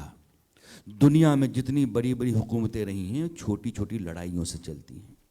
इसलिए जब कभी भी आपके हिस्से में कोई भी काम आता है, काम छोटा या बड़ा नहीं होता है, जिम्मेदारी छोटी या बड़ी नहीं होती है। आप कितने कायदे से, कितनी ईमानदारी से निभाते हैं वो आपके करियर को आगे तय करता है कि आप आगे कितना बढ़ पाएंगे। इसलिए आप कंटेंट उठाओ, आप फैक्ट्स लो, क्रॉस चेक करो। चूँकि ये जो सोशल मीडिया का ज़माना है इसमें इतना वायरलिटी जितनी है उतना ही फेक न्यूज़ है। हालांकि अगले 2-4-5 महीनों के बीच में एक ऐप आएगा, आप जैसे AI का होगा, आप डालोगे, पता चलेगा कि फेक है कि नहीं है और कहाँ का है ये। तो AI ने आपकी ज़िंदगी बहुत आसान कर दी है, लेकिन आपके सर्वाइवल के सामने चैलेंजेस भी उतने ही पैदा किए हैं। इसलिए मैं कभी बैकग्राउंड की बात नहीं करता हूँ, मैं आज की बात करता हूँ। आज की तारीख में जो चैलेंजेस आपके साथ हैं, आपको जैसा बनना चाहिए वैसा क्या करें आपकी हो जाएं, और जो ऑप्शंस आपके पास हैं वो क्या क्या हैं। जर्नलिस्ट कभी मरता नहीं है। जर्नलिज्म के औजार बदल जाएंगे। AI जो है वो मेरा औजार है, वो मैं नहीं हूँ। मेरा AI वर्जन मेरी तरह का नहीं हो सकता। मेरी आवाज़ हो सकती है, मेरी शक्ल सूरत हो सकती है, लेकिन जिस तरीके से मैं आपसे बात करता हूँ, जिस तरीके से मैं समाज को देखता हूँ, दुनिया को देखता हूँ, जो मेरे अपने रेफरेंसेस है जिनके आधार पर मैं अभी के फैक्ट्स को क्रॉस चेक करता हूँ या मैं कोरिलेट करके आपके सामने अपनी बात रखता हूँ, वो नहीं कर सकता है। तो जब कभी भी आप मुझे पसंद करेंगे तो मेरे कारणों से करेंगे। और जर्नलिस्ट को अपने आप को आज की तारीख में बहुत, मैं ये कहता हूँ कि अभी सबसे अच्छा दौर है जर्नलिस्ट के लिए, क्योंकि वो ट्रेडिशनल जर्नलिज्म था ना कि झोला लटका के एक ही डर्रे पर काम कर रहे हैं, एक ही तरह काम कर रहे हैं, एक मोनोटोनस लाइफ है। और करीब में बहुत बड़े पत्रकार हैं, उन्होंने बहुत किया है, लेकिन उतने चैलेंजेस नहीं थे उनके सामने। आज पॉलिटिकल चैलेंजेस हैं, सोशल चैलेंजेस हैं, रिलीजियस चैलेंजेस हैं, जो सोसाइटी में क्रिमिनल एलिमेंट्स हैं उनके चैलेंजेस हैं, बहुत सारे बेहिसाब हैं। कुछ ऐसे हैं जो अननोटिस्ड हैं, कवर्ड हैं, अचानक आपको दिखते हैं, लेकिन वो आपके सामने हैं। फिर भी इसमें एक पत्रकार को खड़ा होना होता है। पत्रकार के लिए जो सबसे ज़रूरी दौर है वो ये है, और पत्रकार को पत्रकार साबित करने की खातिर जो सबसे सही दौर है वो ये है। तो जब भी चैलेंजेस बहुत ज़्यादा हों तो समझो कि आपके लिए सही वक्त आ रहा है। जब कभी, एक छोटा सा वाक़या है कि जब कभी आप टूटने लगो, हारने लगो, लगे कि अब कुछ नहीं हो सकता है, मेरे सामने अब सिर्फ यही कि हथियार डाल दो, कुछ और करो, तो ये मान कर चलो कि जो आपकी कामयाबी है वो आपके पास आके खड़ी है। थोड़ी और मेहनत और थोड़े और पेशेंस की ज़रूरत है। एक छोटा उदाहरण देता हूँ। मैं ज़िंदगी में सिर्फ ज़िंदगी से ही चलता हूँ, रेफरेंसेस मेरे उससे होते हैं। अमिताभ बच्चन साहब ने बोरिया बिस्तर बांध लिया था कि मेरी 11-12 फिल्में फ्लॉप हो गई हैं, क्या करना है, इलाहाबाद चलते हैं, और अब जो होगा पान दुकान खोलेंगे, चाय ढाबा खोलेंगे, जो होगा वही करेंगे, इलाहाबाद ही करेंगे। एक ऑफ़र आता है, प्रकाश मेहरा जंजीर बना रहे होते हैं, और वो भी क्यों आता है, क्योंकि धर्मेंद्र को ऑफ़र गया, उन्होंने कहा कि नहीं करनी है, समय नहीं है। राजकुमार को गया, उन्होंने कहा कि नहीं करनी है। तो मुंबई टू गोवा फिल्म थी, काम की थी, थोड़ी चल गई थी, अमिताभ बच्चन ने ठीक काम किया था, और अमिताभ बच्चन को मुंबई में रहने में और वहाँ कुछ हद तक काम दिलाने में जूनियर महमूद का रोल था। जूनियर महमूद ने जाकर के प्रकाश में कहा कि मेरे दोस्त हैं, बॉम्बे टू गोवा में काम किया, आप देखिए, अगर आपकी फिल्म में थोड़ा बहुत लायक बन जाए तो देख लो आप। प्रकाश में ने देखा तो बॉम्बे टू गोवा देखने में कहा कि ठीक है, इसको बुलाओ। उन्होंने अमिताभ बच्चन को ऑफर दिया जंजीर का। मुमताज़ हीरोइन तय हो गई थी। मुमताज़ ने कहा कि ये फ्लॉप आदमी जिसकी 11-12 फिल्में फ्लॉप हो गई, इसके साथ मैं काम नहीं करूंगी। उन्होंने फिल्म छोड़ दी। फिर जया भादुरी को दिया गया। एक जंजीर ने अमिताभ बच्चन को अमिताभ बच्चन बना दिया। उसके एक रात पहले, ऑफर आने की एक रात पहले, वो आदमी बोरिया बिस्तर बांध रहा था। इसलिए यहाँ इधर और इधर में सिर्फ इतने ही का फर्क है, पुश और अपनी लिए रास्ता बनाओ। तो करेज कभी हारना नहीं है, अपने पर भरोसा रखो।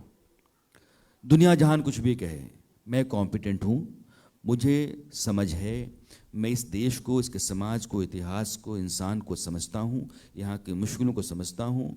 जो पॉलिसीज़ हैं वो जिस तरीके से वहाँ तक पहुँचती हैं, उनके बीच में कितनी पेंच है, ये सब जानता हूँ। और फिर उसके बाद जब आप बात करोगे तो आप कन्विंसिंग साउंड करोगे, ईमानदार लगोगे। और तमाम तरह के दबाव के बावजूद, आप सब लोग कह रहे हैं कि न्यूज़ बिजनेस में हैं, हम न्यूज़ बिजनेस में हैं, हम एडिटर इन चीफ या मैनेजिंग एडिटर हैं, लेकिन हमारे साथ 1000 लोगों की ज़िंदगी चलाने की जिम्मेदारी है। यह आसान काम नहीं होता है। हम चैरिटी के लिए नहीं हैं, लेकिन अपने पूरे स्ट्रक्चर को, जो मेरा नेटवर्क है, उसको चलाते हुए अपने जर्नलिस्टिक ऑनेस्टी को बना करके रखना, ये चैलेंज है और बहुत बड़ा है। लेकिन अगर ये नहीं कर पाए तो फिर काहे को आप हैं। दुनिया में हर चीज़ आसान हो जाए, ज़िंदगी आसान हो जाए तो प्रॉब्लम्स ना रहें, तो फिर ये मज़ा नहीं आता है। तो लाइफ चैलेंज का नाम है। वो फैज़ ने कहा कि मैदान वफा दरबार नहीं, यहाँ नामन सब की पूछ कहाँ, आशिक तो किसी का नाम नहीं, कुछ इश्क किसी की ज़ात नहीं। ये बाजी चाहे जो हो, ज़िंदगी की है, प्रोफेशन की है, आपकी पहचान की है। ये बाजी इश्क की बाजी है, जो चाहे लगा दो यार करो। गर जीत गए तो क्या कहना, हारे भी तो बाजी मात नहीं, क्योंकि आपने पूरी कोशिश की है। इसलिए अपने पे भरोसा रखिए। और ये जो मैगज़ीन में भरोसा नहीं करता हूँ, क्योंकि इतना फैब्रिकेशन है। फैक्ट्स पे लो, डेटा पे आओ, कंटेंट पे आओ, और अपनी रेशनलिटी पे आप काम करो। आप बेहतर जर्नलिस्ट रहोगे और नागरिक भी बेहतर रहोगे। Thank you, sir. You have spread a very positive vibes, and you actually gave us the main lesson that positivity and as well as the challenges must be the driving force of our life. Okay, so right now we are closing this plenary session, and after we will take a small lunch break, and after that we will come up with our paper presentation session, and this session will be chaired by Honorable Dr. Sneha Shishu. Thank you so much.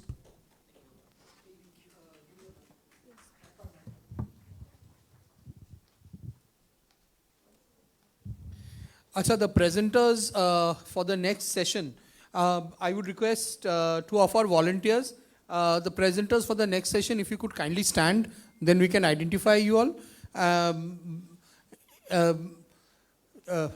Audrija, please take them to the lunch section so that they can have their lunch, and please come back within 30 minutes so that we can start our session. So go and have your lunch now, and we can come back in 30 minutes for the post-lunch paper presentation. Audrija will take you to the placement cell for the lunch. And thank you, sir, madam, for the very insightful morning session. Please have your lunch.